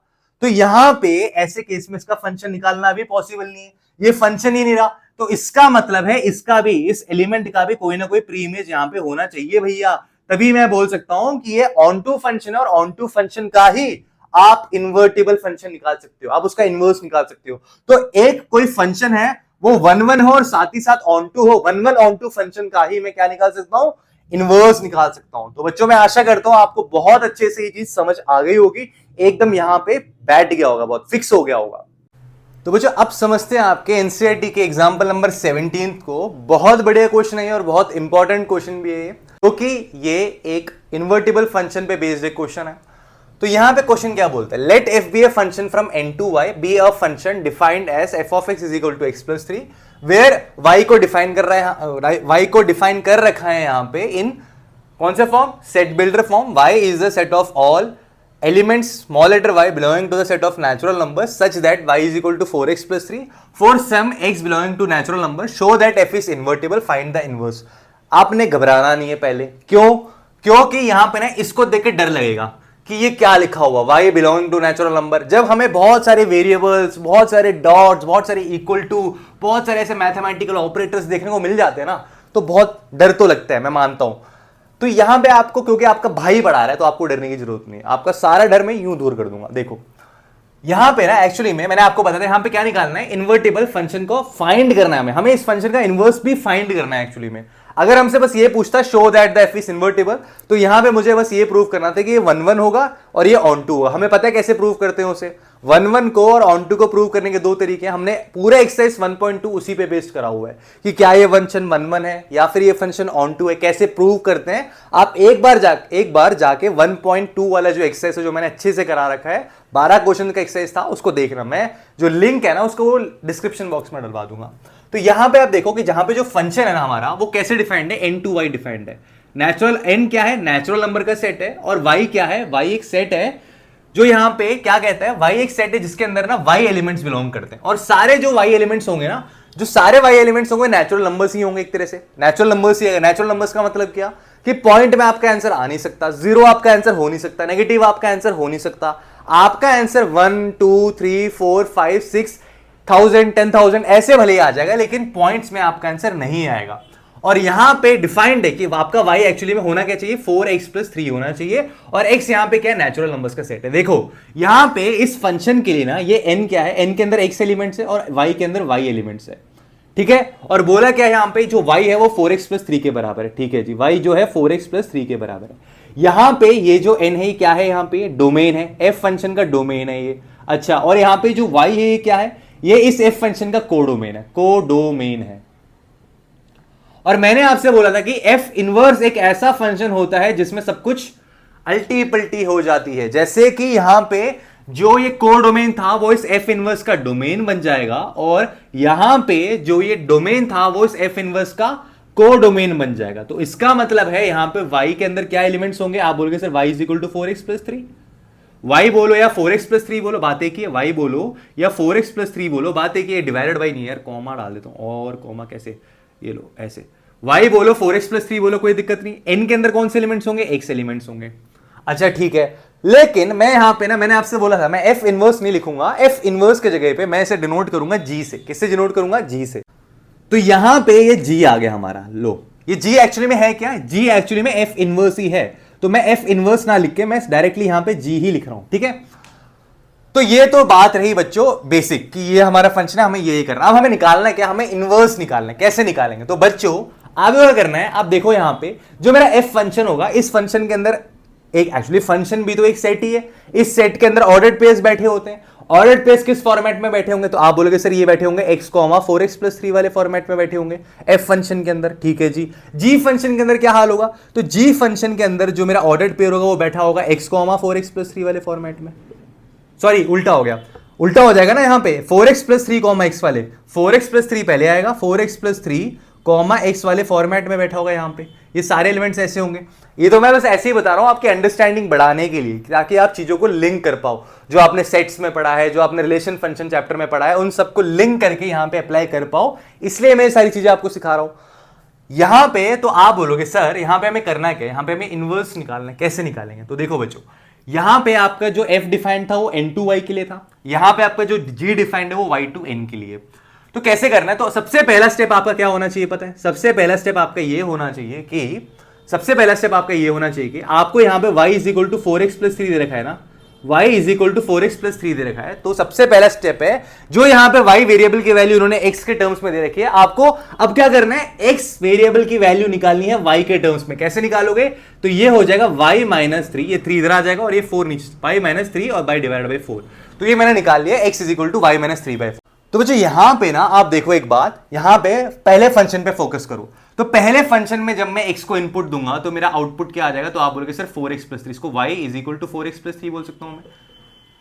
f of x is equal to y is equal to 4x+3 बोल सकता हूं मैं यहां पे। ऐसे ही जब मैं g ऑफ y निकालूंगा, जैसे ही मैं इस y एलिमेंट के इस y को इनपुट दूंगा तो मेरा आउटपुट क्या आ जाएगा? तो आप बोलोगे सर g ऑफ y बराबर आ जाएगा मेरे x के, और x एक्चुअली में है क्या? y-3/4। मैंने यहां से निकाल लिया। g ऑफ y क्या है? y-3/4। ऐसे f ऑफ x क्या है? 4x+3। अब सेकंड स्टेप क्या करना है आपको? सेकंड स्टेप में आपको गॉफ निकालना है, गॉफ और फॉग निकालना है। क्या निकालना है? गॉफ और फॉग निकालना है। तो मुझे पता है कहानी कैसे चल रही है अभी। ये मेरा गॉफ निकालने की बात करती है, 1 2 और ये 3, ये हमारे 3 सेट हो गए। नेचुरल नंबर, y और again natural number. Natural number के अंदर x होता है, y के अंदर y है और नेचुरल नंबर के अंदर x है। तो यहां पे मैं आपसे बोल रहा हूं कि यहां पे मैंने एक f फंक्शन के अंदर x को पुट करा तो ये हो गया f ऑफ x, और जहां पे मैंने जब g फंक्शन के अंदर इस f ऑफ x को पुट करा तो ये हो गया g of f of x हो गया। तो यहां पे मैं बोल सकता हूं अगर मैं ऐसे गॉफ निकालना चाहूंगा तो गॉफ का मतलब हो जाएगा यहां पे, गॉफ के लिए अगर मैं x इनपुट डालता हूं तो गॉफ x इनपुट के लिए क्या हो जाएगा? मेरा output g of f of x हो जाएगा। और आपको पता है यहां पे f ऑफ x है क्या? तो आप बोलोगे सर f ऑफ x यहां पे 4x+3 है, तो g ऑफ 4x+3 आ जाएगा। यहां पे g ऑफ 4x+3 आ जाएगा। तो आपने बोला सर g फंक्शन के अंदर मैं कोई भी इनपुट देता हूं तो वो y-3/4 के बराबर है। तो g के अंदर मैं y को ना देकर अब g के अंदर मैं 4x+3 इनपुट दे रहा हूं, तो ये हो जाएगा बराबर मेरे y मतलब 4x+3 -3 अपॉन में 4। आप देखो 3 और 3 कट जाएगा तो ये हो जाएगा 4x अपॉन में 4, और ये आ जाएगा मेरा x। किसके बराबर आ जाएगा? x। तो इसका मतलब ये हुआ आपने जब इसके अंदर x इनपुट डाला तो मेरा x आउटपुट आ गया। कोई भी x इनपुट डालोगे तो वही x आउटपुट आ जाएगा आपके लिए। तो इसका मतलब है गॉफ एक्चुअली में आइडेंटिटी फंक्शन इन x है। गॉफ एक्चुअली में आइडेंटिटी फंक्शन इन x है। आपने प्रूव कर दिया यहां पे कि gof identity function in x है। अच्छा ऐसे ही अगर हम फॉग की बात करें तो फॉग क्या होगा? तो आप बोलोगे सर फॉग के अंदर ना हम y को g फंक्शन का जो डोमेन होता है ना, g फंक्शन का डोमेन होता है उसे इनपुट देते हैं। g फंक्शन के डोमेन को हम फॉग के अंदर इनपुट देते हैं, तो ये होता है f of g of y। अच्छा जी, और आपको पता है कि यहां पे f of g of y क्या है? g ऑफ y y-3/4 के बराबर है, y-3/4 के बराबर है। अगर आप इस f ऑफ, देखो f के अंदर अगर मैं x इनपुट दूं तो 4x+3 आता है आउटपुट, तो x के जगह पे मैं अगर y-3/4 इनपुट दूंगा तो आउटपुट क्या आएगा? तो आएगा 4 इंटू y-3/4 प्लस 3 या 4 और 4 कट जाएगा, ये देखो -3, जब ये ब्रैकेट खुलेगा तो -3 + 3 कट जाएगा, तो क्या बचेगा मेरे पास, y बचेगा। इसका मतलब है जो फॉग फंक्शन है ना, फॉग फंक्शन में अगर मैं y इनपुट देता हूं तो आउटपुट भी y आ रहा है। जब इनपुट और आउटपुट सेम होता है तो ऐसे फंक्शन को मैं क्या बोलता हूं, आइडेंटिटी फंक्शन बोलता हूं। तो इसका मतलब फॉग भी एक आइडेंटिटी फंक्शन है y का, y में एक आइडेंटिटी फंक्शन है फॉग। तो यहां पे मैंने प्रूव कर दिया कि ये क्या होगा, ये एक इन्वर्टिबल फंक्शन होगा, क्योंकि मैंने यहां पे ये दिखा दिया कि गॉफ आइडेंटिटी फंक्शन x के बराबर है और फॉग आइडेंटिटी फंक्शन इन y के बराबर है, ये प्रूव कर दिया मैंने। और मेरे से इनवर्स पूछा था कि f का इनवर्स क्या होता है। देखो भाई, f इनवर्स तो g के बराबर होता है, f इनवर्स क्या होता है, g के बराबर होता है। और आपने यहां पे निकाल दिया कि g ऑफ y क्या है, यहां पे g ऑफ y है y - 3/4। क्या है यहां पे f इनवर्स, तो आप बोलोगे सर g ऑफ y बराबर y - 3/4। तो बच्चों यहां पे ना इस x को ना लिख के आप नेचुरल नंबर लिखना, क्योंकि आपका जो पहला सेट है वो नेचुरल नंबर का सेट है और दूसरा सेट है वो y है। तो दूसरा तो ठीक है, लेकिन पहला वाला आपको ix ना लिख के in लिखना है। तो यहां पे x ना लिख के क्या लिखना, in लिखना, ठीक है। और यहां पे ना जो आपका f इनवर्स होगा तो आप ऐसे लिख सकते हो, f इनवर्स = g = y - 3/4। ये आपका फंक्शन है। तो बच्चों अब बात करते हैं आपके एनसीईआरटी के एग्जांपल नंबर 18 की। क्वेश्चन क्या कहता है, if R1 and R2 are equivalence relation in set A, show that R1 intersection R2 is also an equivalence relation. तो यहां पे हमें बोला गया दो रिलेशंस है, R1 और R2। R1 अपने आप में इक्विवेलेंट रिलेशन है और R2 भी अपने आप में एक इक्विवेलेंस रिलेशन है। और हमसे बोला गया अगर ऐसा है तो ये शो करो कि R1 और R2 का इंटरसेक्शन करने पे भी हमें क्या मिलेगा, R1 और R2 एक ऐसा सेट मिलेगा, एक ऐसा रिलेशन मिलेगा जो कि एक इक्विवेलेंस रिलेशन होगा। ठीक है बच्चों, तो कैसे करेंगे इसको, तो मान लेते हैं हमारे पास, आपको पता है रिलेशन बनाने के लिए सेट चाहिए होता है, तो दोनों सेट हमारे पास क्या है, ए है। क्या है हमारे पास, सेट ए है। इसी सेट का यूज करके मैं क्या करता हूं, मैं रिलेशन बनाता हूं। ये मैं R1 की बात कर रहा हूं, यहां पे मैं R2 की बात कर रहा हूं, ठीक है। तो मान लेते हैं कि जो A, एक ऐसा एलिमेंट है, एक ऐसा ऑर्डर्ड पेयर है जो R1 को बिलोंग करता है। समझ रहे हो, A, एक ऐसा एलिमेंट है जो R1 को बिलोंग करता है। And this is for all A belonging to the set of A, and this is defined for all A, this is defined for all element A। मतलब मैं उन सारे एलिमेंट की बात कर रहा हूं जो इन A सेट्स में बिलोंग करते हैं। जैसे मान लो इसमें 1 है तो इसमें भी 1 है, 1, 1, 2, 2, 3, 3, 1000, तो इन सब नंबर्स को ना मैं A से रिप्रेजेंट कर रहा हूं। तो यहां पे अगर A, R1 को बिलोंग करता है, और मैं यहां पे भी लिख रहा हूं कि A, अगर R2 को बिलोंग करता है, for all A belonging to the set of capital A। तो यहां पे आप बोलोगे सर इसका इंटरसेक्शन कराने पे, विच इंप्लाइज दैट अगर मैं R1 और R2 का इंटरसेक्शन कराऊंगा, R1 और R2 का इंटरसेक्शन कराऊंगा, तो वहां पे मुझे क्या मिलेगा, A, तो मिलेगा ही मिलेगा। मतलब कि A, बिलोंग करेगा R1 और R2 की अगर मैं बात करूं तो A, बिलोंग करेगा R1 और R2 के इंटरसेक्शन को भी, R1 और R2 के इंटरसेक्शन को भी बिलोंग करेगा। क्यों, देखो भाई, R1 सेट के अंदर A, होगा, R2 सेट के अंदर A, होगा। तो जब दोनों का मैं इंटरसेक्शन कराऊंगा, दोनों सेटों का रिलेशन, दोनों रिलेशन हो गया, दोनों सेटों का जब मैं इंटरसेक्शन कराऊंगा तो दोनों सेट के अंदर जो भी कॉमन एलिमेंट्स है उसको उठा के मुझे यहां पटकना पड़ेगा। अब देखो दोनों के अंदर ये कॉमन है, तो मैंने दोनों कॉमन एलिमेंट्स को उठा के यहां रख दिया। तो A, तो R1 इंटरसेक्शन R2 को बिलोंग करेगा, तो मैं कह सकता हूं ये रिफ्लेक्सिव होगा। तो मैं कह सकता हूं कि ये रिफ्लेक्सिव होगा, ठीक है जी। अब मान लेते हैं कि A, B एक ऐसा एलिमेंट है जो मेरे पास R1, R2 को बिलोंग करता है, R1 इंटरसेक्शन R2 को बिलोंग करता है। ये तो मेरा पहला स्टेप हो गया, ये मेरा क्या था, पहला स्टेप था, ये रिफ्लेक्सिव पता लगाने का। अब मैं दूसरे स्टेप पे आ गया, ठीक है। तो A, B एक ऐसा ऑर्डर्ड पेयर है जो मान लेता हूं कि मैं R1 इंटरसेक्शन R2 को बिलोंग करता है, ठीक है।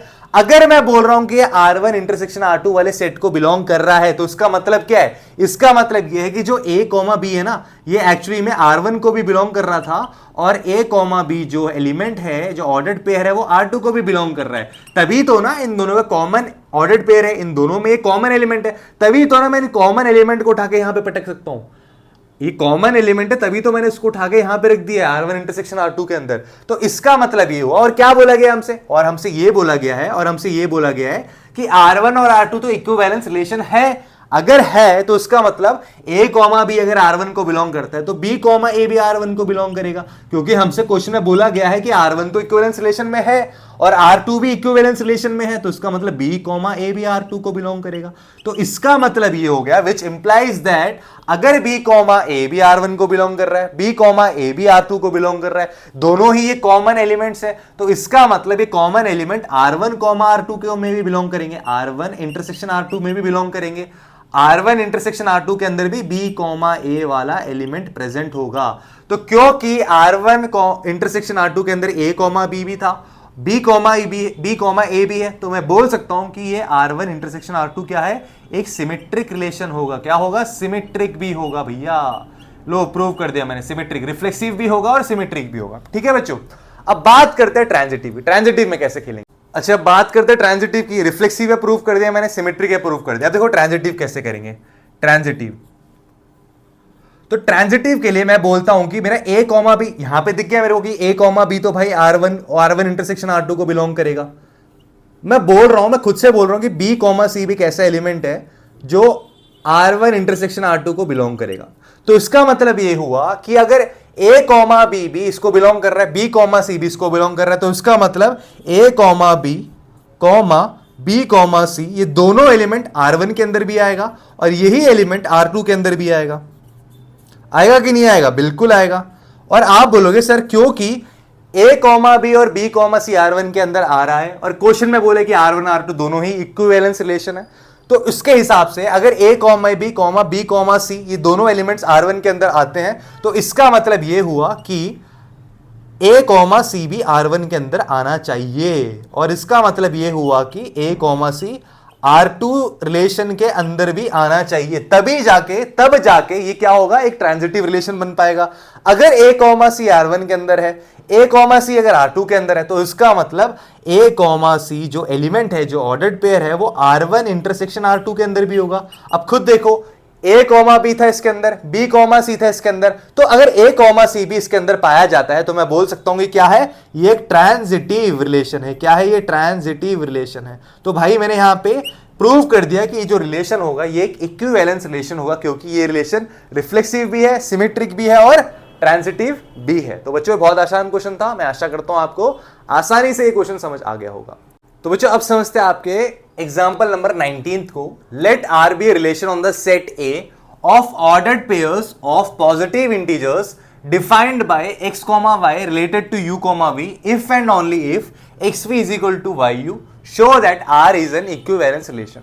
क्वेश्चन देखो, अगर मैं बोल दूंगा कि बहुत ही आसान है तो ऐसा आपको लगेगा कि सर फेक रहे नहीं। ऐसा नहीं है, आसान नहीं है, ट्रिकी है, लेकिन मुश्किल नहीं कह सकता मैं इसको। एक हो सकता है, ये इजीली हो सकता है अगर आपको ना अच्छे से पता हो कि ऑर्डर्ड पेयर क्या होता है, ये किसका सिंबल होता है, इक्विवेलेंस रिलेशन क्या होता है, पॉजिटिव इंटीजर्स क्या होता है। अब जो बच्चा जिसको इफ एंड ओनली इफ देके घबराहट होती है कि इसका मतलब क्या होता है, ये कैसा होता है, ऑर्डर्ड पेयर्स को देके घबराहट होती है, पॉजिटिव इंटीजर्स को देके घबराहट होती है, कंडीशन को देके घबराहट होती है, तो उसका तो डरना जायज है, क्योंकि ऐसे क्वेश्चनों करने के लिए ना ये सारी चीजें अच्छे से पता होना चाहिए। देखो यहां पे late R B a relation, R यहां पे कौन से रिलेशन की बात हो रही है, R की बात हो रही है। और रिलेशन कैसे बनाया मैंने, सेट ए का यूज करके बनाया। लेकिन सेट ए यहां पे सिंपली सेट नहीं है, यहां पे सेट के अंदर ऑर्डर्ड पेयर्स रखे हुए भैया। Set A of ordered pairs of positive integers, मतलब कि यहां पे पॉजिटिव इंटीजर्स के ऑर्डर्ड पेयर्स बना रखे। जैसे फॉर एग्जांपल मान लो पॉजिटिव इंटीजर्स क्या होते हैं भाई, पॉजिटिव इंटीजर्स का मतलब है 1 2 3 4 5 6 7, ये सारे पॉजिटिव इंटीजर्स आते हैं। पॉजिटिव इंटीजर्स और नेचुरल नंबर एक ही चीज। तो यहां पे क्योंकि जीरो पॉजिटिव इंटीजर के अंदर काउंट नहीं होता, नेगेटिव इंटीजर्स में सारे नेगेटिव इंटीजर्स आते हैं, जीरो अलग होता है और पॉजिटिव इंटीजर अलग होता है। तो यहां पे जैसे मान लो 2,1 लिख लिया, 3,2 लिख लिया, 4,5 लिख लिया, ये सारे के सारे ऐसे एलिमेंट, में एग्जांपल दे रहा हूं यहां पे, तो ये सारे के सारे ऐसे एलिमेंट्स क्या होंगे जो ए सेट के अंदर आ रहे होंगे। लेकिन इसका आपको यूज नहीं करना है, मैं आपको बस समझा रहा हूं यहां पे।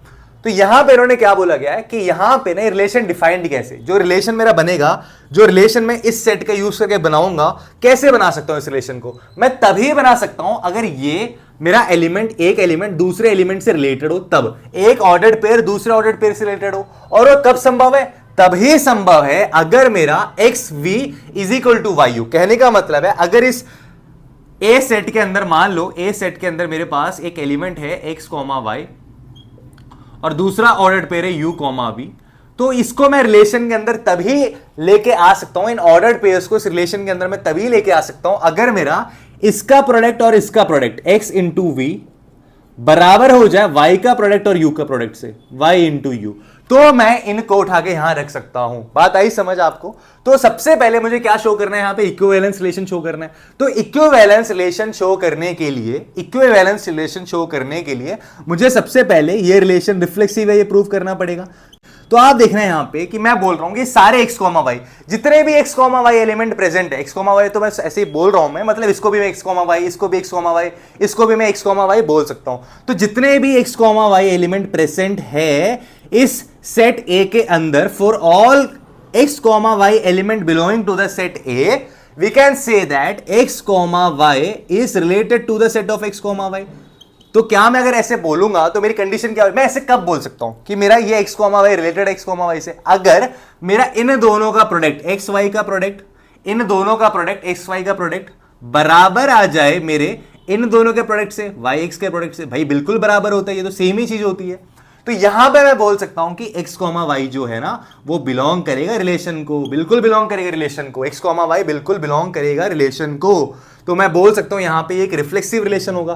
ये कैसा रिलेशन होगा भैया? ये एक रिफ्लेक्सिव रिलेशन होगा, ये एक रिफ्लेक्सिव रिलेशन होगा, ठीक है। अच्छा बच्चों, बात करते सिमेट्रिक की। क्या ये सिमेट्रिक होगा? देखो सिमेट्रिक में क्या होता है, तो आपको पता है कि सिमेट्रिक अगर मैं तभी बोल सकता हूं, देखो अगर मेरा x, y रिलेटेड है u, v से, तो इसका मतलब है, इसका मतलब क्या हुआ? ये कब हो सकता है? एक ऑर्डर्ड पेयर दूसरे ऑर्डर्ड पेयर से कब रिलेटेड हो सकता है? अगर मेरा एक्स वी बराबर हो जाए वाई यू के प्रोडक्ट के बराबर हो जाए। अच्छा ठीक है, अगर मैं एक्स वी बराबर वाई यू को, अगर मैं एक्स वी बराबर वाई यू को वाई यू बराबर एक्स वी लिख दूं तो कोई प्रॉब्लम है? अगर मैं एक्स वी बराबर वाई यू को वाई यू बराबर एक्स वी लिख दूं तो कोई प्रॉब्लम है? क्या मीनिंग चेंज हो जाएगा? कोई मीनिंग चेंज नहीं हुआ यहां पे। तो इसका मतलब है मैं यहां पे इसको ऐसे भी लिख सकता हूं, u, v related to x, y। अगर मैं इसको ऐसे लिख पा रहा हूं तो इसका मतलब है चाहे मैं 3,2 बोलूं चाहे मैं 2,3 बोलूं, दोनों ही आर रिलेशन को बिलोंग करेंगे। तो इसका मतलब है भैया सिमेट्रिक है। ये क्या है? ये एक सिमेट्रिक रिलेशन होगा। आ रही है बात समझ आपको? ये एक सिमेट्रिक रिलेशन होगा। अच्छा बात करते हैं ट्रांजिटिव की। क्या ये ट्रांजिटिव होगा? देखते हैं। तो ट्रांजिटिव के लिए आपको पता है कि यहां पे हम क्या बोलेंगे, हम बोल लेते हैं कि x, y रिलेटेड है u, v से, ठीक है। और मैं बोल रहा हूं कि यहां पे u, v रिलेटेड है, क्या बोलूं, किसको बोलूं, a, b से। लो, तो यहां पे x, y रिलेटेड है u, v से। तो अगर x, y रिलेटेड है u, v से, मैं ऐसे कब बोल सकता हूं कि वो रिलेटेड है? मैं तभी बोल सकता हूं अगर मेरा यहां पे x v बराबर y u आ जाए तो ही बोल सकता हूं मैं। और यहां पे मैं ये कब बोल सकता हूं कि ये रिलेटेड है? u v related a, b से कब? और यहां पे u v a, b से कैसे रिलेटेड होगा? अगर मेरा u इंटू b, इसका और इसका प्रोडक्ट u इंटू b बराबर हो जाए मेरे v और a के प्रोडक्ट के, v और a के प्रोडक्ट के। ठीक है जी, बिल्कुल सही। तो मुझे पता है मेरे को पूरी मेहनत करनी है ये बताने में कि यहां पे x, y रिलेटेड होगा a, b से। अगर मैंने ये दिखा दिया, ये प्रूव कर दिया, तो मैं बता दूंगा कि ट्रांजिटिव है। कैसे प्रूव करेंगे देखते हैं। तो यहां पे आपको दिख रहा है कि x v बराबर y इंटू यू है, और यहां पे आपको दिख रहा है कि u इंटू b बराबर है v इंटू a के, ठीक है। तो आप बोलोगे सर यहां पे u और v है, यहां पे भी u और v है। मैं एक काम करता हूं, मैं यहां पे लिख रहा हूं v डिवाइडेड बाई u। ये किसके बराबर हो जाएगा? तो ये हो जाएगा y अपॉन में x के। v अपॉन में u किसके बराबर हो गया? y अपॉन में x के। ऐसे ही मैं यहां पे भी v अपॉन u का रेशियो लेता हूं, v और u का रेशियो लेता हूं। तो यहां पे v अपॉन में u किसके बराबर हो जाएगा? b अपॉन में a के। किसके बराबर हो जाएगा? b अपॉन में a के। अब यहां पे भी v अपॉन में u y बाई x के बराबर है, और यहां पे v अपॉन में u b बाई a के बराबर है। तो यहां पे v बाई u की जो वैल्यू है y बाई x में यहां पुट कर रहा हूं, तो ये हो जाएगा y बाई x बराबर b बाई a। तो मैं बोल सकता हूं यहां पे कि जो मेरा a y है वो बराबर है bx के, ay है बराबर है bx के। या फिर मैं यहां पे बोल सकता हूं कि मेरा जो xb है वो रिलेटेड है ya से। तो इसका मतलब ये हुआ कि अगर मैंने ऐसा बोल दिया तो इसका मतलब ये है कि xb, देखो xb equal to ya, xb equal to ya। इसका मतलब यहां पे मैंने ये प्रूव कर दिया कि x, y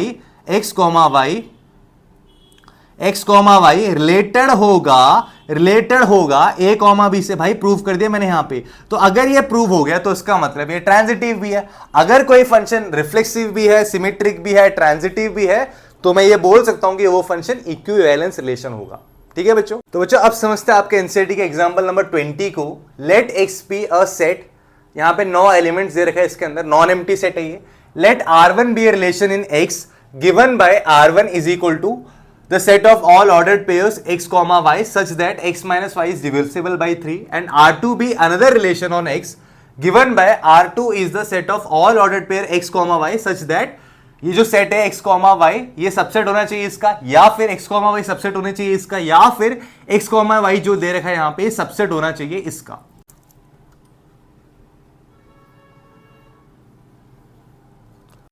and we have to show that R1 is equal to R2, और हमें यह बताना है यहां पे R1 जो रिलेशन बनेगा और R2 जो रिलेशन बनेगा क्या वो सेम है। तो एक बात बताओ बच्चों, सबसे पहले बात करते हैं, हमारे को क्या दे रखा है, x दे रखा है हमें, x हमें दे रखा है 1, 2, 3, 4, 5, 6, 7, 8, 9। मुझे रिलेशन फॉर्म करना है, एक सेट दे रखा है तो मतलब दूसरा सेट भी मेरे पास x ही होगा, 1, 2, 3, 4, 5, 6, 7, 8, 9।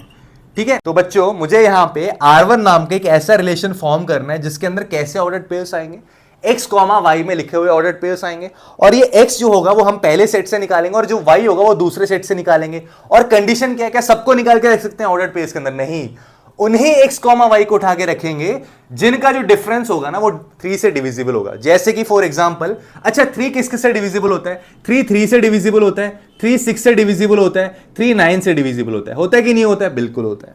तो इसका मतलब अगर दो नंबर का डिफरेंस 3 आ जाए या 6 आ जाए या 9 आ जाए तो मैं बोल सकता हूं कि वो 3 से डिविजिबल होगा। तो यहां पे आप देखो 1 के साथ में ऐसा कौन सा नंबर रखूं कि उसका डिफरेंस 3 के बराबर आ जाए? तो आप बोलोगे सर 1,4। अब देखो 1 - 4 करोगे -3 आएगा, और -3 डिविजिबल है, किससे डिविजिबल है? -3 3 से डिविजिबल है। तो मैं यहां पे रख सकता हूं, अच्छा 2 कॉमा क्या आएगा? अब देखो 3 का डिफरेंस है, 1 + 3 4 है, 2 + 3 5 है, 3 + 3 6 है, 4 + 3 7 है, और क्या है हमारे पास? और कुछ निकाल सकते हैं हम यहां से, 1 + 3 4, 2 + 3 5, 3 + 3 6, 4 + 3 7। अगर मैं अब 5 + 3 करूंगा तो कोई दिक्कत नहीं, 5 + 3 8 हो जाएगा, 6 + 3 9 हो जाएगा, और 7 + 3 10 नहीं कर सकता, क्योंकि यहां पे 7 तो मैं निकाल लूंगा लेकिन यहां पे 10 है ही नहीं, तो 10 कहां से निकाल पाऊंगा मैं? तो यहां पे इतने एलिमेंट्स तो आएंगे। चलो ठीक है, ये तो बात हुई जिसका डिफरेंस 3 है। ठीक है, अब बात करते हैं ऐसे दो एलिमेंट्स जिनका डिफरेंस 6 हो, वो भी 3 से डिविजिबल हो जाएंगे। तो यहां पे 1 और 7 देखो, 1 और 7 का जो डिफरेंस होता है वो 6 का होता है, -6। अभी इसका जो डिफरेंस करोगे -6 आएगा, और ये 3 से डिविजिबल है। 2 और 8, 1 और 7, 2 और 8 डिफरेंस 6 होता है, वो भी 3 से डिविजिबल है। 2 + 6 8 हो गया, अब 3 + 6 9, 3 और 9 देखो ये एलिमेंट्स भी आ गए यहां पे। तो यहां पे देखो इतने सारे एलिमेंट, 3 और 9 का डिफरेंस क्या है? 6 होता है, ये भी 3 से डिविजिबल है। तो इतने सारे एलिमेंट्स बिलोंग करेंगे मेरे R1 सेट को। ठीक है बच्चों, इतना समझ आ गया आपको? और कोई भी एलिमेंट नहीं होगा यहां पे जो R1 को बिलोंग कर रहा होगा। अब यहां पे बात करते हैं R2 सेट की। R2 सेट भी मेरे को इस x का यूज करके बनाना है। R2 में भी क्या होगा, ये XY एलिमेंट्स ही आएंगे यहां पे। R2 में भी क्या होगा, मेरे XY ऑर्डर्ड पेयर्स ही आएंगे यहां पे। तो लेकिन कैसे ऑर्डर्ड पेयर्स रख सकता हूं मैं? क्या सारे ऑर्डर्ड पेयर रख दूं क्या? नहीं, कैसे ऑर्डर्ड पेयर रखूंगा? देखो यहां पे जो मेरा XY होना चाहिए ना, जो मेरा XY यहां पे ऑर्डर्ड पेयर होना चाहिए, वो एक तरह से एक सेट होना चाहिए। कैसे सेट होना चाहिए? इस सेट का सबसेट होना चाहिए। देखो 1 4 7, अगर मैं 1 4 7 का सबसेट निकालने की बात करूं तो कैसे सबसेट निकल सकते हैं? तो आप बोलोगे सर इसका सबसेट निकलेगा 1,4 एक सबसेट होगा इसका, 4,7 एक सबसेट होगा इसका, 1,7 एक सबसेट होगा इसका। ये सारे क्या है? ये सारे इसके सबसेट है। ये सारे क्या है? इसके सबसेट है, सबसेट है ये सारे सबसेट है इनके, ये सारे क्या है? सबसेट है इस सेट के। अच्छा अब एक बात बताओ, यहां पे मैं और भी सबसेट लिख सकता था, 5 भी एक सबसेट होता है, 5 empty set is the subset of all sets, लेकिन 5 तो एक सिंगल वो हो गया ना, लेकिन मेरे को यहां पे 5 नहीं चाहिए, ऑर्डर्ड पेयर में 2 एलिमेंट लिखे होने चाहिए। मैं 1,4,7 भी लिख सकता था, ये देखो every set is a subset of itself, लेकिन मैं ये भी नहीं ले सकता और ये भी नहीं ले सकता। क्यों? क्योंकि मेरे को x, y चाहिए, बस 2 एलिमेंट वाले सबसेट चाहिए मेरे को। तो मतलब ये सारे ले सकता हूं मैं यहां पे। तो इसका मतलब है इसके अंदर जो ऑर्डर्ड पेयर आएगा ना, 1,4 आ सकता है, 4,7 आ सकता है, और 1,7 आ सकता है, ये तो आएगा। और क्या बोला गया? आपका x, y है ना, वो सबसेट होगा 258 का। देखो 258, अगर मैं 258 की बात करूं, 258 की बात करूं तो इसके सबसेट क्या होंगे? तो आप बोलोगे सर 2,5 हो सकता है, 2,5 हो सकता है, 5,8 हो सकता है, 2,5 हो सकता है, 5,8 हो सकता है, 2,8 भी हो सकता है। क्या हो सकता है? 2,8 भी हो सकता है। 2,8 हो सकता है कि नहीं हो सकता? बिल्कुल हो सकता है। तो यहां पे ये सारे इसके सबसेट है, ठीक है बच्चों, ये सारे क्या है, इसके सबसेट है। तो मैं यहां पे लिखूंगा 2,5, 5,8 और 2,8। आ रही है बात बच्चों समझ। अब बात करा है इन्होंने 369 का। 369 देखो 369, तो 369 का सबसेट क्या क्या बनेगा, तो आप बोलोगे सर 369 का सबसेट बनेगा 3,6। 3,6 एक सबसेट बन सकता है, और क्या बन सकता है, तो आप बोलोगे सर 6,9 बन सकता है, और क्या बनेगा सर, और आप बोलोगे सर 6,9 के अलावा 3,9 भी एक सबसेट बन सकता है। तो ये सारे सबसेट होंगे किसके, इसके। तो मैं यहां पे इन एलिमेंट्स को उठा के रख सकता हूं 3,6 और 6,9 और 3,9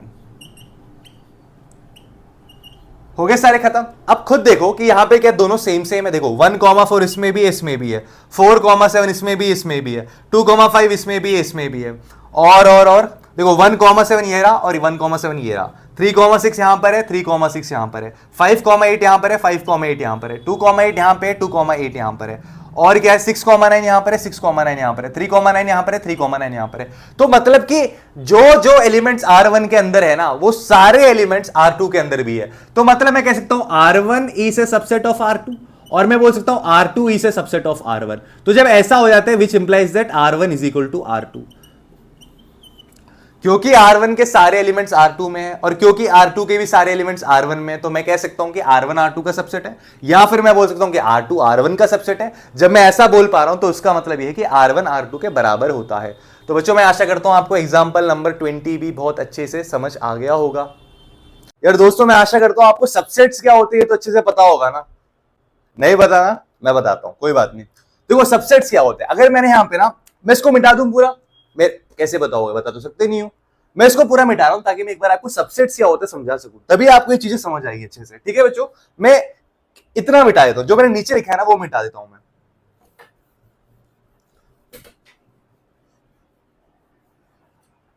अगर मैं बोल रहा हूं कि 1,4 एक सेट है जो कि इस सेट का सबसेट है, तो इसका मतलब पता है क्या हो गया, इसका मतलब ये हो गया कि इस सेट के सारे एलिमेंट्स इस सेट के अंदर पाए जाते हैं, इस सेट के सारे एलिमेंट्स इस सेट के अंदर पाए जाएंगे। तो आप बोलोगे सर क्या हम इसे 4,1 लिख सकते हैं, 4,1 लिख देंगे तो कोई दिक्कत होगा, 4,1 1,4 के जगह पे 4,1 कोई दिक्कत नहीं, क्योंकि सेट के अंदर ऑर्डर मायने नहीं रखता है। तो आप 4,1 लिखो 1,4 लिखो एक ही बात है। तो मैं 4,1 ना लिख के मैं 1,4 लिखूंगा, 1,4। अब 7,4 भी लिख सकते थे, लेकिन मैं 7,4 ना लिख के 4,7 लिखूंगा। क्यों, क्योंकि यहां पे ऑर्डर मायने नहीं रखता है, यहां पे बस हमारे एलिमेंट्स जो है ना, इसके अंदर जितने एलिमेंट्स है वो इसके अंदर पाए जाने चाहिए।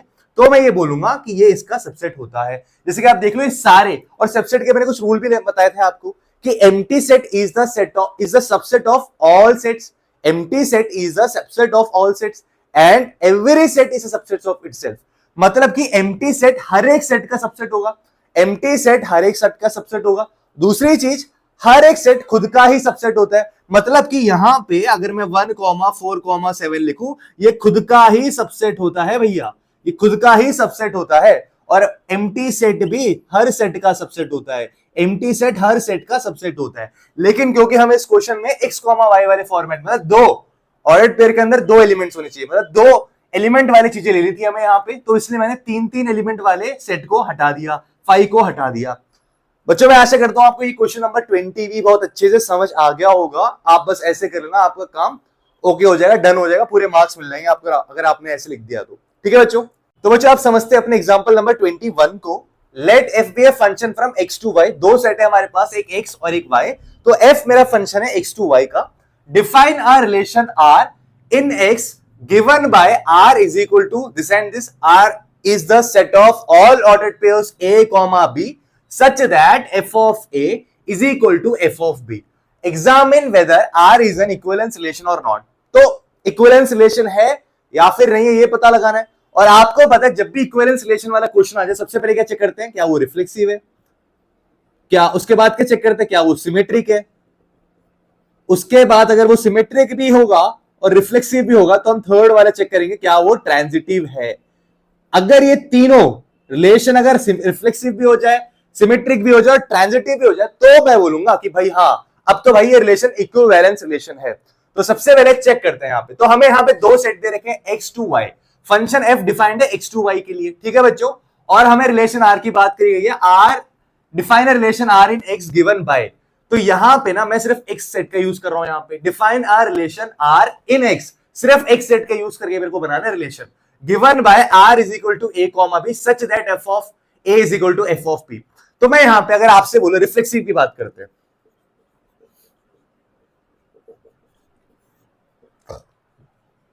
अगर किसी भी ऑर्डर्ड पेयर को इस रिलेशन का भाग बनना है, वो कब बन सकता है? अगर पहला एलिमेंट अगर मैं फंक्शन में इनपुट डाल दूं और दूसरे एलिमेंट को भी मैं इस फंक्शन के अंदर इनपुट के तौर पे डाल दूं, तो दोनों का जो आउटपुट आना चाहिए, दोनों का जो इमेज आना चाहिए, वो सेम आना चाहिए। क्या आना चाहिए? सेम आना चाहिए। एक तरह से मेनी वन फंक्शन की तरह काम करेगा ये। तो यहां पे अगर मैं आपसे बोलूंगा एक काम करो आप कि यहां पे ना एफ ऑफ ए डालो। क्या एफ ऑफ ए? अगर मैं फंक्शन के अंदर ए डाल रहा हूं और यहां पे भी फंक्शन के अंदर ए डाल रहा हूं, तो आप बोलोगे सर एफ ऑफ ए और एफ ऑफ ए तो बराबर ही होता है, दोनों सेम ही होता है। For all A belonging to the set of कौन सा? X. For all A belonging to the set of X, तो यहां पे मैं बोल सकता हूं A comma A belongs to relation, क्योंकि एफ ऑफ ए भाई फंक्शन के अंदर अगर मैं ए डाल रहा हूं तो दोनों का आंसर तो सेम ही आएगा ना यहां पे, तो मैं कह सकता हूं यहां पे रिफ्लेक्सिव है। अगर मैं यहां पे डालता और कुछ और आता है, कुछ और कंडीशन गलत फंस जाती बीच में, तो यहां पे क्या पता है इक्वल टू ना होता, लेकिन क्योंकि एफ ऑफ ए बराबर एफ ऑफ ए के, तो मैं कह सकता हूं कि ए कॉमा ए का जो ऑर्डर्ड पेयर होगा ना, ये आर रिलेशन को बिलोंग करेगा। ठीक है बच्चों, तो रिफ्लेक्सिव तो होगा ही, कोई दिक्कत नहीं है रिफ्लेक्सिव बोलने में। अच्छा, अब बात है सिमेट्रिक की। सिमेट्रिक, तो अगर सिमेट्रिक की बात करें तो आप बोलोगे सर यहां पे ए कॉमा बी अगर मैं बोल दूं कि आर को बिलोंग कर रहा है, ए कॉमा बी आर को बिलोंग कर रहा है, तो उसका मतलब क्या है? F of A is equal to F of B है, तभी वो रिलेशन को बिलोंग करेगा। अगर मैं इस ए को पहले वाले एलिमेंट को डाल दूं और यहां पे दूसरे वाले एलिमेंट को भी फंक्शन में डाल दूं और दोनों ही सेम आंसर दे दे, तो मैं बोल सकता हूं कि ये जो ऑर्डर्ड पेयर है ना, रिलेशन में लाई करेगा। तो ठीक है भाई, कंडीशन ठीक है। अब अगर मैं इसको ना उल्टा यहां लिख दूं, F of B equal to F of A लिख दूं, तो कोई दिक्कत?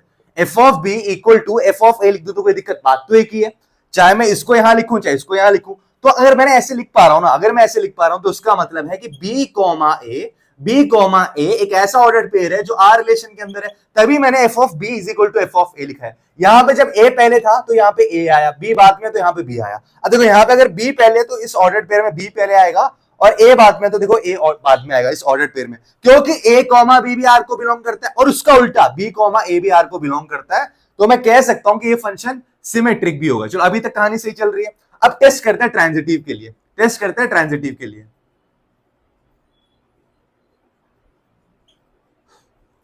तो जो आप यहां पे बोलोगे सर ट्रांजिटिव रिलेशन में क्या होता है ना, हम मान लेते हैं कि ए कॉमा बी है वो आर रिलेशन को बिलोंग कर रहा है, अगर वो मैं बोल रहा हूं कि आर रिलेशन को बिलोंग कर रहा है, इसका मतलब क्या है? इसका मतलब है कि f of A is equal to F of b. अच्छा, मैं यहां नहीं रुका, मैंने बोला कि सर एक्चुअली ना बी और सी भी आर रिलेशन को बिलोंग कर रहा है। देखो हमें ट्रांजिटिव बताने के लिए इसका सेकंड एलिमेंट और इसका फर्स्ट एलिमेंट सेम होना चाहिए।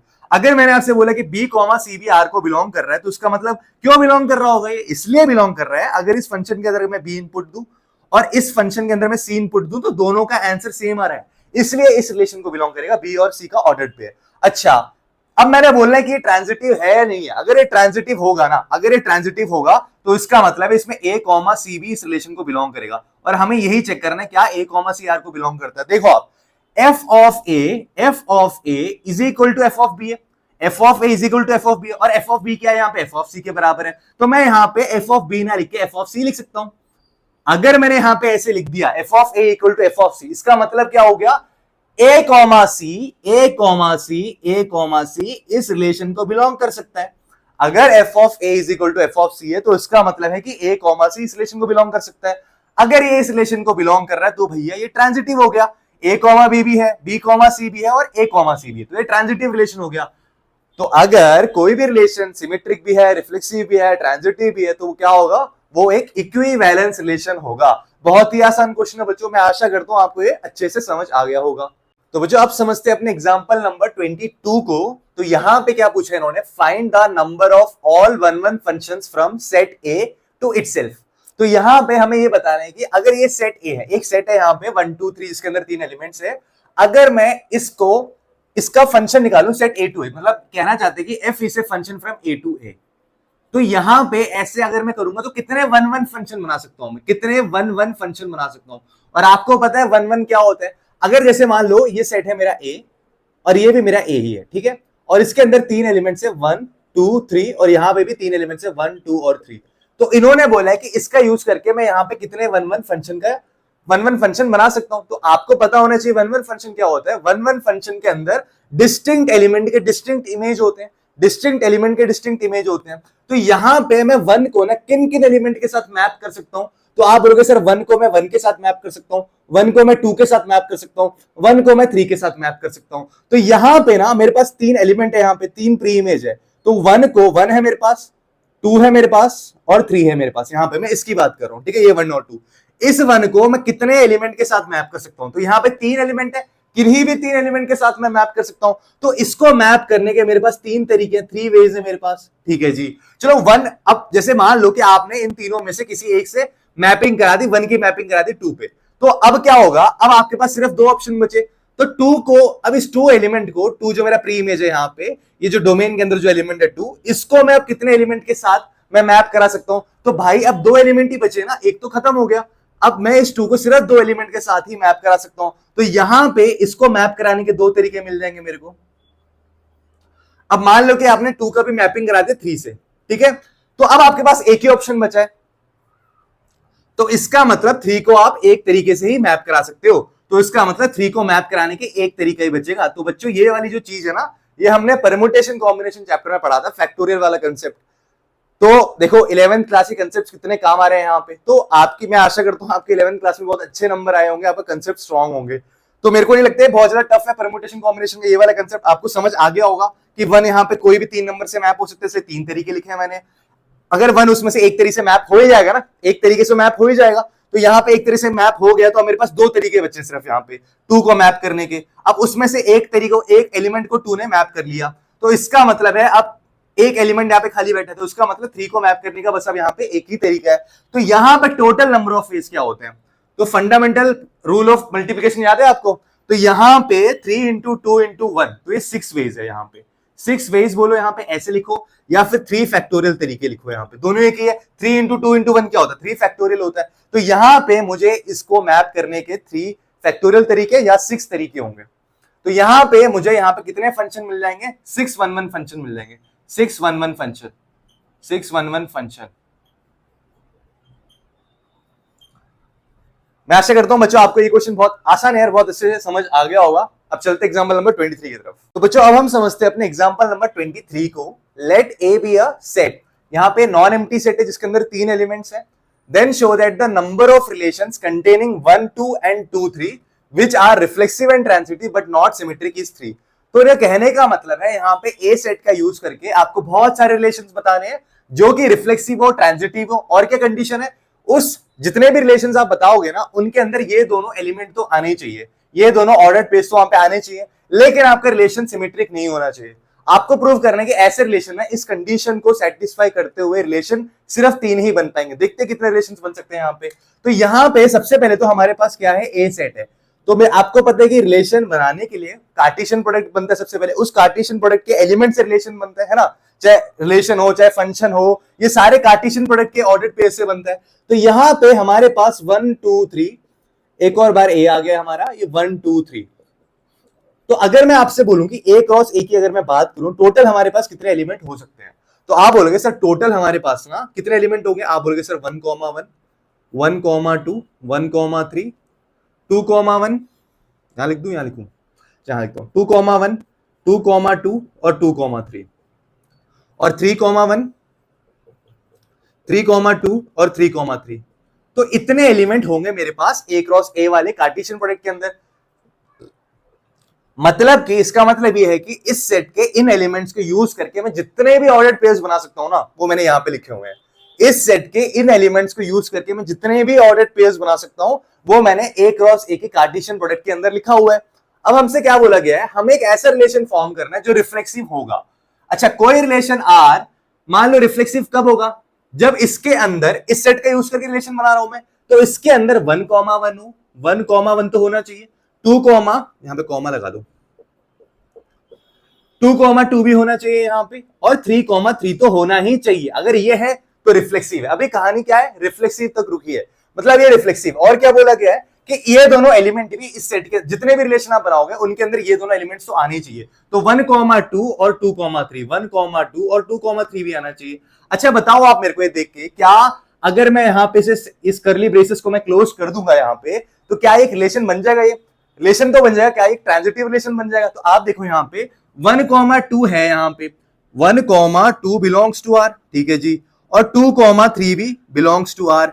लेकिन यहां पे अगर इसको ट्रांजिटिव बनाना है तो इसके अंदर 1,3 भी होना चाहिए, तभी ये ट्रांजिटिव हो पाएगा। और मुझे ट्रांजिटिव बनाना है एक्चुअली में, तो यहां पे 1,3 भी डाल दो और इसको क्लोज कर दो।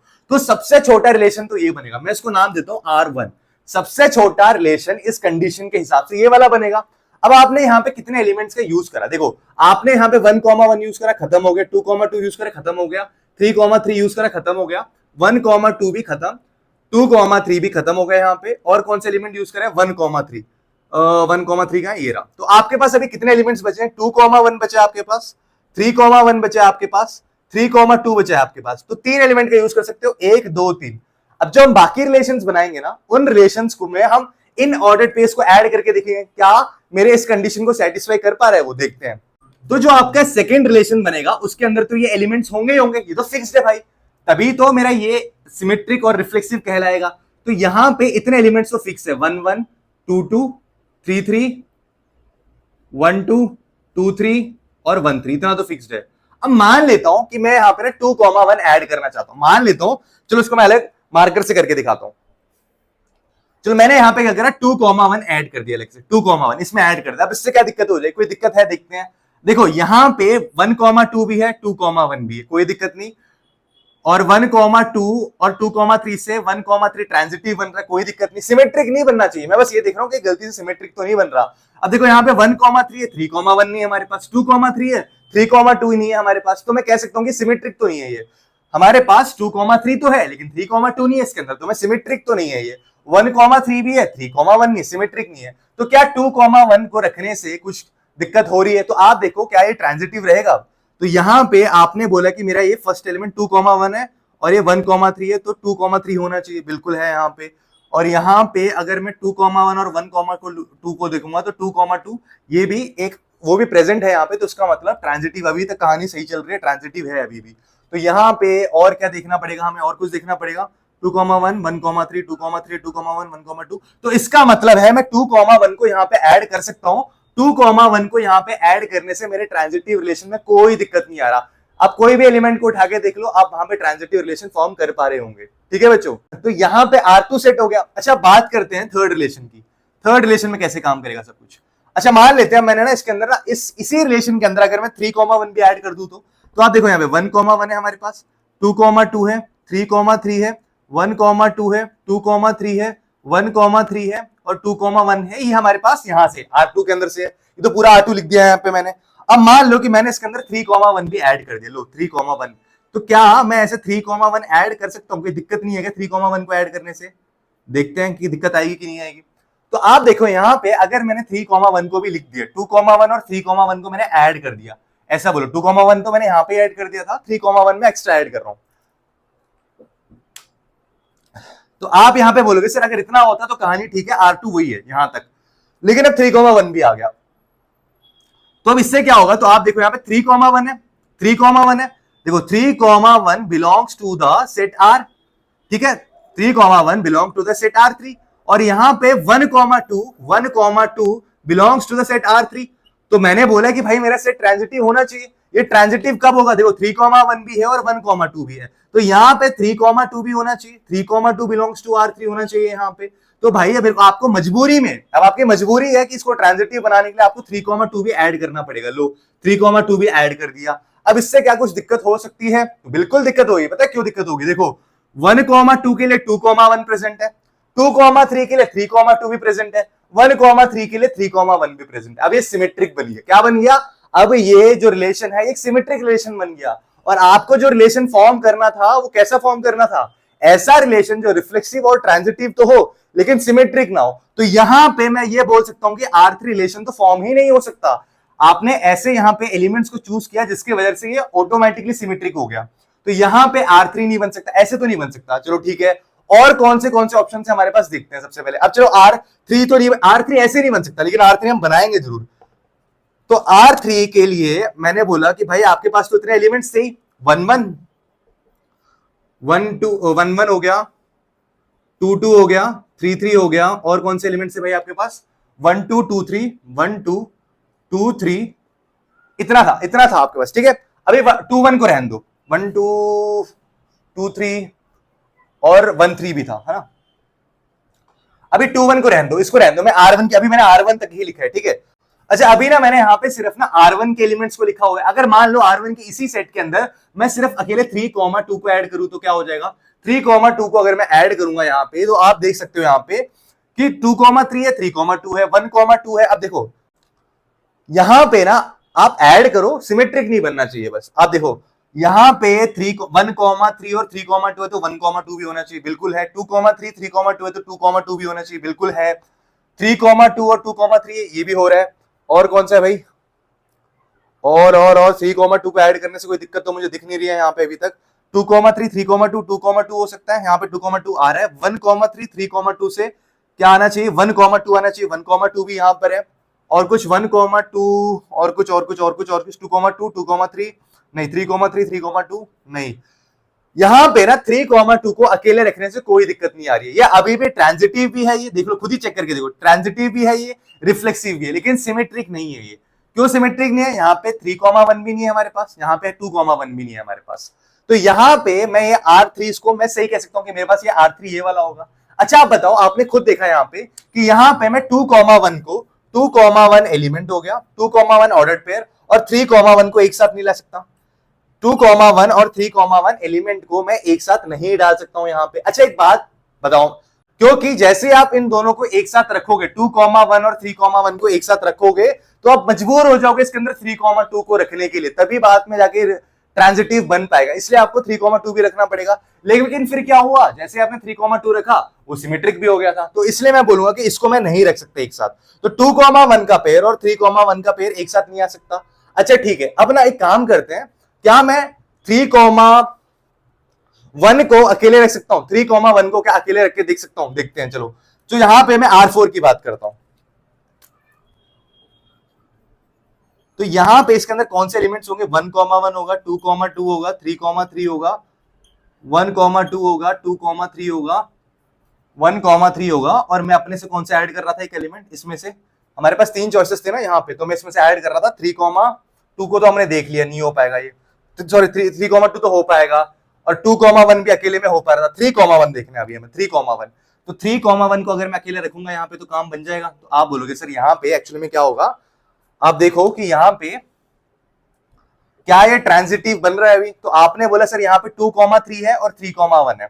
देखो 2 3 है, 2 3 बिलोंग्स टू R एंड 3 1 भी R को बिलोंग कर रहा है, तो इसका मतलब है कि यहाँ पे 2 1 भी होना चाहिए, तभी ये ट्रांजिटिव बनेगा। क्या यहाँ पे आपको 2 1 दिख रहा है, तो आप बोलोगे सर 2 1 तो नहीं दिख रहा, यहाँ पे सिर्फ 1 2 है, तो इसके अंदर एक 2 1 को भी ऐड करना पड़ेगा, मजबूर हो गया आप 2 1 को ऐड करने के लिए, ठीक है जी। और क्या, अच्छा अब 2 1 आ गया, अब क्या क्या कंडीशन से आप देखते हैं।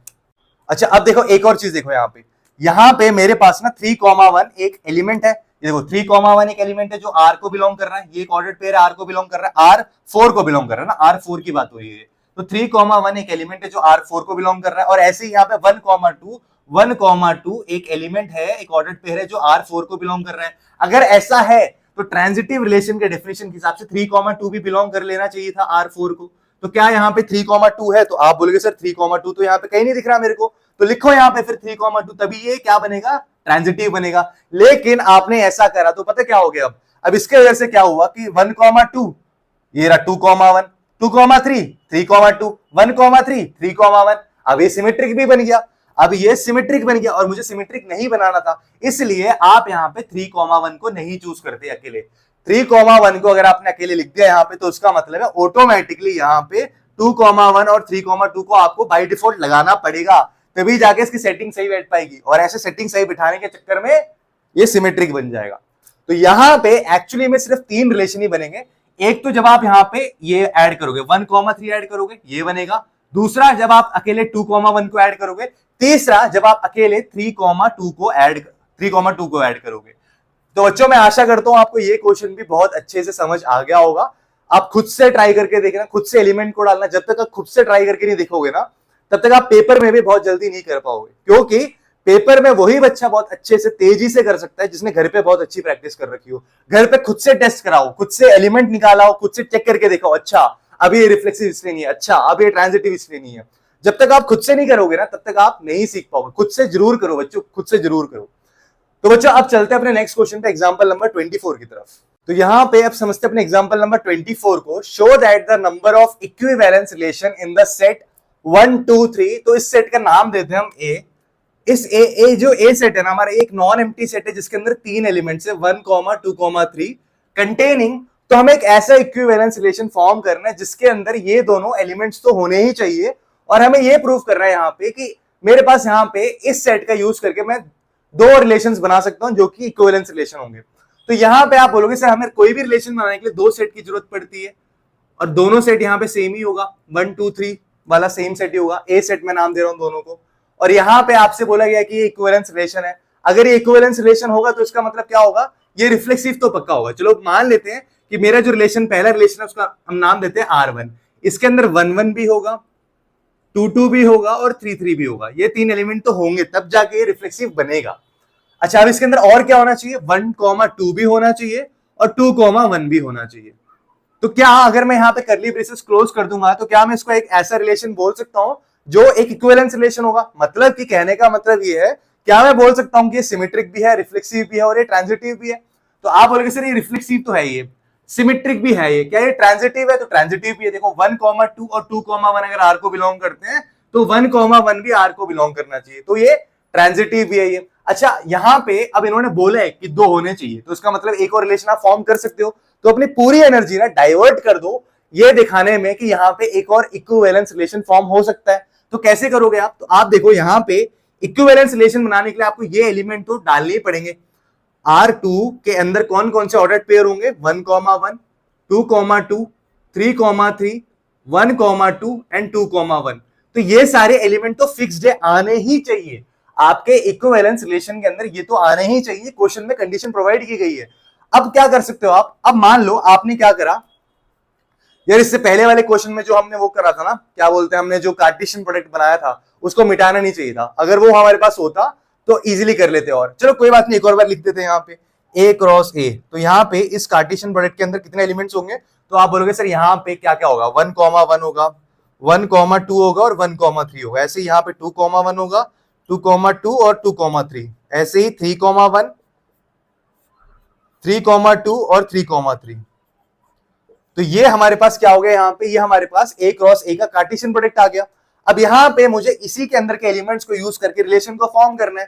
तो एक तो मैंने फॉर्म कर दिया, अब दूसरा कैसे करेंगे? मान लेते हैं हम यहाँ पे क्या करते हैं, हमने 1 1 2 1 2 2 3 3 यूज कर लिया, तो ये तो खत्म हो गया, ठीक है। और 1 2 भी यूज हो चुका है और 2 1 भी यूज हो चुका है। अब हमारे पास क्या ऑप्शंस बचे हैं? 1 3 को यूज कर सकते हैं, 3 1 को यूज कर सकते हैं हम, और क्या यूज कर सकते हैं? 3 2 को यूज कर सकते हैं। तो मान लेता हूं कि मैंने यहाँ पे ना 1 3 लिख दिया, मान लेता हूं मैंने यहाँ पे 1 3 लिख दिया। अगर आपने 1 3 लिख दिया तो इस रिलेशन को सिमेट्रिक बनाने के लिए, क्योंकि ये इक्विवेलेंस रिलेशन है, तो आपको इसे सिमेट्रिक बनाने के 3 1 को भी ऐड करना पड़ेगा। अब आपने यहां से 1 3 हटा दिया तो यहाँ पे ऑटोमेटिकली 3 1 भी यूज्ड अप हो जाएगा, और यहाँ पे 3 1 खत्म। अब क्या बचा यहाँ पे 3 2, देखते क्या होगा आगे। अच्छा अब क्या ये सिमेट्रिक, रिफ्लेक्सिव और ट्रांजिटिव होगा? देखते हैं। देखो यहाँ पे आपके पास यहाँ पे 3 1 है, आपके पास यहाँ पे इस R2 रिलेशन के अंदर 3 1 एक ऑर्डर्ड पेयर है, और आपके पास यहाँ पे 1 2 नाम का एक ऑर्डर्ड पेयर है। ठीक है बच्चों, एक ऑर्डर्ड पेयर है 3 1 और 1 2। तो अगर इस रिलेशन को आपको इक्विवेलेंस बनाना है तो ट्रांजिटिव तो जरूर होना चाहिए ये। और ये ट्रांजिटिव कब होगा? जब मेरा 3 1 भी R2 को बिलोंग कर रहा है, 1 2 एक ऑर्डर्ड पेयर है वो भी R2 को बिलोंग कर रहा है। तो ट्रांजिटिव रिलेशन के डेफिनेशन के हिसाब से 3 2 एक ऐसा ऑर्डर्ड पेयर होगा जो कि R2 को बिलोंग करेगा, सेकंड रिलेशन को बिलोंग करेगा। क्या ये आपको दिख रहा है यहाँ पे कहीं पे? तो नहीं लिखा हुआ, तो आपको यहां से उठा के लिखना पड़ेगा ये चीज।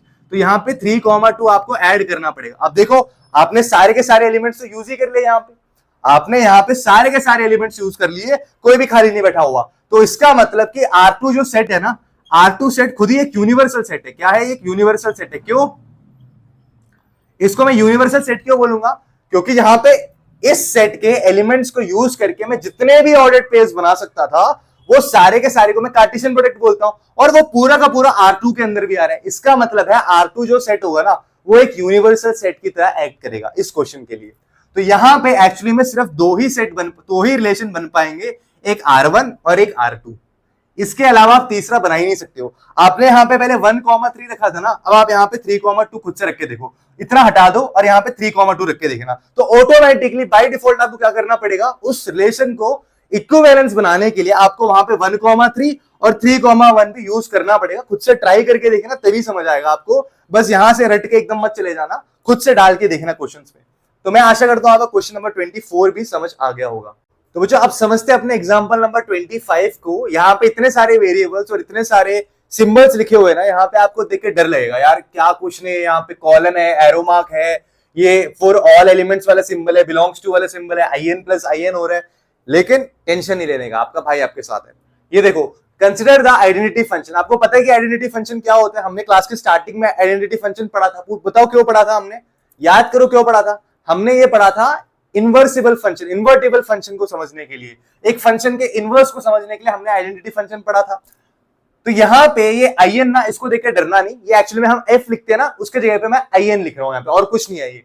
तो consider the identity function IN such that IN is a function from N to N। तो मतलब जो मैं फंक्शन बनाऊंगा ना, फंक्शन के अंदर जितने भी ऑर्डर्ड पेयर्स आएंगे वो इन दोनों सेट्स का यूज करके बनाऊंगा मैं। ये सेट डोमेन की तरह काम करेगा, नेचुरल नंबर वाला, और ये नेचुरल नंबर वाला सेट जो है कोडोमेन की तरह काम करेगा। डिफाइंड एज, और यहाँ पे ये फंक्शन डिफाइंड है कैसे, अगर मैं आइडेंटिटी फंक्शन के अंदर एक x एलिमेंट को इनपुट डालता हूं तो आउटपुट भी क्या आएगा, x आएगा। इसका मतलब है कि इस IN फंक्शन के अंदर, ये जो मेरा IN फंक्शन होगा ना, इसके अंदर पता है ऑर्डर्ड पेयर किस वाले फॉर्मेट में होंगे, x, वाले फॉर्मेट में होंगे।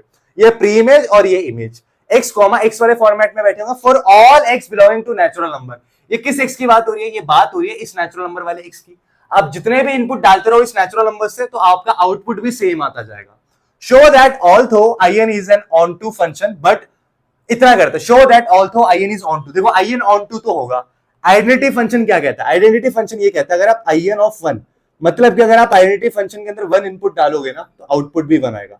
अगर आप आइडेंटिटी फंक्शन के अंदर 2 इनपुट डालोगे ना तो आउटपुट भी 2 आएगा। अगर आप आइडेंटिटी फंक्शन के अंदर 3 इनपुट डालोगे ना तो आउटपुट भी 3 आएगा। और आपको मैंने इसका ग्राफ भी दिखाया थोड़ी देर पहले।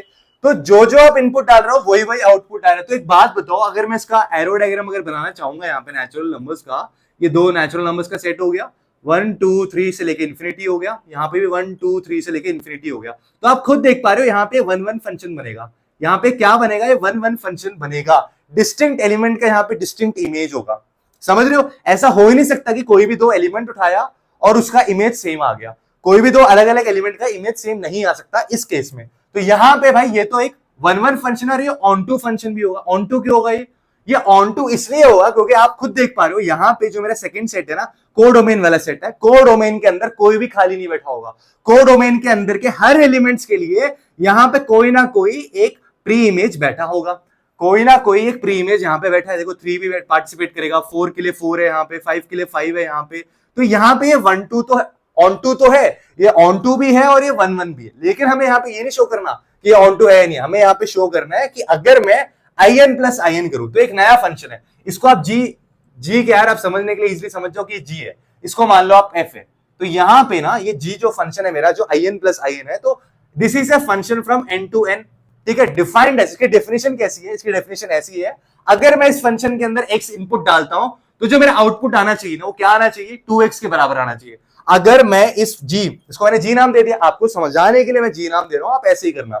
अगर इस g फंक्शन के अंदर मैं x को इनपुट दे रहा हूं, पहले वाले सेट से, नेचुरल नंबर वाले सेट से मैंने x एलिमेंट निकाला, तो जो इसका आउटपुट आएगा ना वो 2x आएगा। इसका मतलब है ये जो मेरा फंक्शन है ना IN plus IN, IN plus IN बोलो इसको, या फिर जो अभी मैंने इसके अलावा एक और g नाम दिया है इसको, इसके सेट के अंदर ना पता है इस रिलेशन के अंदर, इस फंक्शन के अंदर कैसे होंगे ऑर्डर्ड पेयर्स, x, 2x वाले फॉर्मेट में बैठे होंगे, x, 2x। ये प्री इमेज है और ये उसका इमेज है। तो बच्चों यहाँ पे आप एक बात बताओ मुझे कि यहाँ पे अगर मैं ऐसे दोबारा एक एरो डायग्राम बनाऊंगा और मैं बोल दूंगा ये तो हमारा कौन सा फंक्शन था, IN था यहाँ पे, ठीक है। और यहाँ पे ये फंक्शन हो जाएगा IN प्लस IN, और ये नेचुरल नंबर्स का सेट है, ये भी नेचुरल नंबर्स का सेट है। यहाँ पे 1 है, 2 है, 3 है, 4 है और इन्फिनिटी तक, ऐसे 1 2 3 4 और ये इन्फिनिटी थे। तो यहां पे अगर मैं 1 को रखूंगा, सबसे पहला नेचुरल नंबर मैंने 1 को रखा, तो यहां पे in प्लस in ऑफ 1 क्या होगा? तो आप बोलोगे sir in plus in of 1 हो जाएगा आपका 1, 2 इंटू 1, सॉरी 2x है ना, तो 2 इंटू 1 हो जाएगा यहां पे, तो 2 आ जाएगा यहां पे। ऐसे ही in प्लस in ऑफ 2 क्या होगा? तो आप बोलोगे सर 2 इंटू 2 आ जाएगा 4।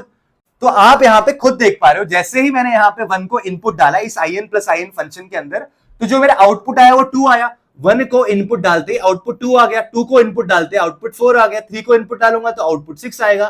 तो इसका मतलब है यहां पे तो बाकी सारे ऑड नंबर्स खाली बैठे हुए हैं। मेरे इस सेट के अंदर जितने भी ऑड नंबर्स है 1, 3, 5, 7, ये सारे ऑड नंबर्स है, ऑड नेचुरल नंबर्स है, जो कि इस नेचुरल नंबर्स के सेट को या फिर कोडोमेन को बिलोंग करते हैं, कोडोमेन को बिलोंग करते हैं। इनका कोई भी प्री इमेज नहीं है, there is no pre image for this element, there is no pre-image for these elements in the set of natural numbers। तो यहां पे मैं ये कहना चाहता हूं सेट ऑफ नेचुरल नंबर्स या फिर सेट ऑफ डोमेन कह लो आप, डोमेन के अंदर या नेचुरल नंबर इसकी बात कर रहा हूं। तो इन सारे एलिमेंट्स के लिए 1, 3, 5, 7 जो भी ऑड नेचुरल नंबर्स है ना, तो ऑड नेचुरल नंबर्स के लिए कोई भी प्री इमेज यहां पे मौजूद नहीं है। तो इसका मतलब ये जो कोडोमेन वाले सेट है, इस सेट के अंदर बहुत सारे एलिमेंट्स खाली बैठेंगे। अब बहुत सारे खाली एलिमेंट्स बैठेंगे तो इसका मतलब क्या है कि यहां पे कोडोमेन और रेंज बराबर ही नहीं आएगा। अगर कोडोमेन और रेंज बराबर नहीं है तो मैं कह सकता हूं कि ये एक ऑन टू फंक्शन भी नहीं होगा, ये एक ऑन टू फंक्शन भी नहीं होगा, क्योंकि यहाँ पे 1 खाली बैठा है, 3 खाली बैठा है, 5 खाली बैठा है, 7 खाली बैठा है, सारे ऑड नंबर्स खाली बैठे हैं। तो मैं बोल सकता हूं कि यहाँ पे ये ऑन टू नहीं है, तो हमने शो कर दिया this is not an onto function. तो बच्चों मैं आशा करता हूं आपको क्वेश्चन नंबर 25 भी बहुत अच्छे से समझ आ गया होगा। तो बच्चों यहाँ पे अब समझते हैं आज के आखिरी सवाल को, एग्जाम्पल नंबर 26 से आपका मेरे ख्याल से चैप्टर का लास्ट एग्जाम्पल है। इसके बाद मिसलेनियस एक्सरसाइज स्टार्ट हो जाएगा, जो कि हम नेक्स्ट क्लास में कवर करेंगे। तो बच्चों यहाँ पे consider a function f from ये पता है ये क्लोज इंटरवल वाला दे रखा है। यहाँ पे ना इसको देख कंफ्यूज मत होना, ये क्या चीज है। आपने पढ़ा था ना सेट्स चैप्टर के अंदर की सेट्स को हम क्लोज इंटरवल ओपन इंटरवल के फॉर्म में भी दिखा सकते हैं। तो यहाँ पे क्लोज इंटरवल वाले फॉर्मेट में, इसका मतलब कि 0 से लेके π/2 तक जितने भी एलिमेंट्स है वो यहाँ पे आ सकते हैं। 0 से लेके π/2 तक, 0 से लेके 90 के बीच में 1, 2, 3, 1.5, 2.5, 3.5 जितने भी एंगल्स है वो सब कुछ यहाँ पे आ सकते हैं। तो f is a function from this set to the set of real numbers given by f of x is equal to sin x।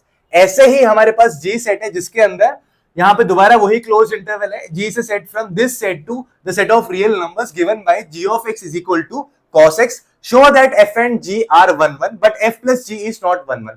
तो हमें शो करना है जब f और g अकेले अकेले हो ना तो हम 1 1 बोल सकते हैं, लेकिन जब f और g को मैं जोड़ दूं अब वो 1 1 नहीं रहेगा।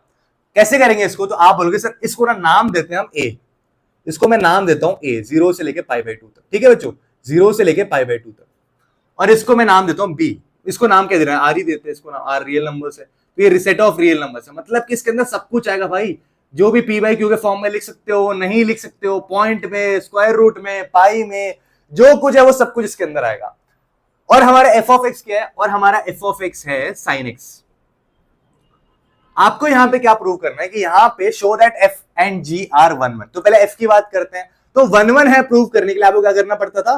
मान लेते हैं x1 और x2 दो एलिमेंट है जो बिलोंग करते हैं द सेट ऑफ a, इस सेट को बिलोंग करते हैं। इसका मतलब क्या है? इसका मतलब कि x1 और x2 कोई भी दो एंगल है, 0 और π/2 को इंक्लूड करके उनके बीच में आने वाले कोई भी दो एंगल हो सकता है, 30, 60 मान लो, कोई भी दो एंगल मान लो। तो यहां पे अगर मैं बोल दूं f of x1 बराबर f of x2 तो क्या ये सही है? क्या ये सही बात है यहाँ पे कि यहाँ पे अगर x1 द्वारा बनाया गया इमेज और x2 द्वारा बनाया गया इमेज सेम हो, तो यहाँ पे एक्चुअली में इस फंक्शन के अंदर ऑर्डर्ड पेज जो होंगे ना वैसे लिखे होंगे x, sin x वाले फॉर्मेट में, समझ रहे हो? x, sin x वाले फॉर्मेट में यहाँ पे सारे एलिमेंट्स लिखे होंगे इस फंक्शन के अंदर। तो यहाँ पे x का इनपुट डालने पे मेरे को इमेज आउटपुट क्या मिलेगा? sin x मिलेगा। तो आपने अगर ऐसे लिख दिया तो उसका मतलब sin x1 is equal to sin x2, sin x1 is equal to sin x2। भाई साहब यहाँ पे अगर मैं कह रहा हूं आपसे कि x1 और x2 डिस्टिंक्ट एलिमेंट है, तो यहाँ पे कभी भी पॉसिबल नहीं हो सकता कि sin x1 और sin x2 बराबर आ जाए। अलग अलग एंगल्स के लिए sin x1 और sin x2 सेम नहीं आ सकता। x1 कोई और एंगल है, x2 कोई और एंगल है, तो दोनों के लिए साइन बराबर कैसे आ जाएगा? नहीं आएगा। तो इसका मतलब है अगर x1, x2 belongs to a set है, इस सेट को बिलोंग कर रहा है, और मैं बोल रहा हूं कि यहां पे अगर ये दोनों आंसर सेम आ जाता है, sin x1 बराबर आ जाता है sin x2 के, तो ये तभी संभव है जब मेरा x1 बराबर x2 हो। अगर मेरा x1 x2 के बराबर नहीं है भैया, तो मेरा आंसर भी यहाँ पे सेम नहीं आएगा, यहाँ पे मेरा आंसर भी सेम नहीं आएगा। अगर x1 x2 बराबर हो तब जाके मेरा जो इमेज है वो भी सेम बनेगा। तो क्योंकि मैं ऐसे लिख रहा हूं यहाँ पे, तो उसका मतलब एक 1 1 इमेज, ये एक 1 1 फंक्शन है, ये एक 1 1 फंक्शन है। इसका मतलब ये कि हर डिस्टिंक्ट एलिमेंट का जो इमेज बनेगा वो भी डिस्टिंक्ट बनेगा। अब डिस्टिंक्ट एंगल्स डालते जाओ और sin x डिस्टिंक्ट वैल्यू फेंकते जाएगा आपकी तरफ। तो यहाँ पे एक 1 1 फंक्शन है। चलो f का तो पूरा हो गया, g का क्या मसला है, तो g का देखते हैं यहाँ पे। तो g ऑफ x यहाँ पे क्या है, cos x है। g ऑफ x क्या है, cos x है। तो g के लिए भी कहानी यही है, यहां से लेके r तक का रिलेशन, यहां तक का फंक्शन आपके लिए शो कर रखा है। g से function from this set to this set, ठीक है। तो यहाँ पे आपको करना पड़ेगा, यहाँ पे जो एलिमेंट हो गए ना g फंक्शन के अंदर, वो इस फॉर्मेट में बैठे हुए x, cos x वाले फॉर्मेट में, कि मतलब आप x को इनपुट डालते जाओ और आउटपुट में cos x आता जाएगा। तो यहाँ पे आप बोलोगे सर मान लेते हैं हमारे पास x1, x2 दो एलिमेंट है जो बिलोंग करते हैं सेट A को, और मैं बोल रहा हूं कि f इस x1 द्वारा बनाया गया इमेज और इस x2 द्वारा बनाया गया इमेज सेम है। अगर मैं ऐसा बोल रहा हूं तो इसका मतलब क्या होगा, इसका मतलब ये हो जाएगा कि यहाँ पे cos x1 बराबर cos x2 है। यार आपने आपने बोला कि आपने दो डिस्टिंक्ट एंगल डाले, दो डिस्टिंक्ट एंगल डालने पे क्या मेरा आंसर बराबर आएगा, तो आप बोलोगे नहीं आएगा सर, दो डिस्टिंक्ट एंगल डालने पे आपका आंसर बराबर नहीं आ सकता। ये आंसर बराबर कब आएगा, ये आंसर बराबर तभी आ सकता है अगर मेरा x1 और x2 बराबर हो। अगर मेरा x1 और x2 बराबर हो तब जाके मैं बोल सकता हूं कि cos x1 और cos x2 बराबर है। अच्छा ठीक है जी, तो इसका मतलब ये हुआ कि ये भी एक 1 1 फंक्शन है। क्या हुआ, ये एक 1 1 फंक्शन है। तो इतना पार्ट तो सॉल्व हो गया, यहां तक मैंने सॉल्व कर लिया। अब ये वाला part, but f plus G is not 1 1। f plus G की बात करते तो यहाँ पे f प्लस जी क्या हो जाएगा, तो आप बोलोगे सर f प्लस जी का मतलब है कि यहाँ पे sin x plus cos x, और अगर यहाँ पे मैं f प्लस जी में x इनपुट डालूंगा तो यहाँ पे फंक्शन क्या हो जाएगा, sin x plus cos x हो जाएगा। तो आप यहाँ पे देखो कि यहाँ पे मुझे ये प्रूव करने के 1 1 नहीं है।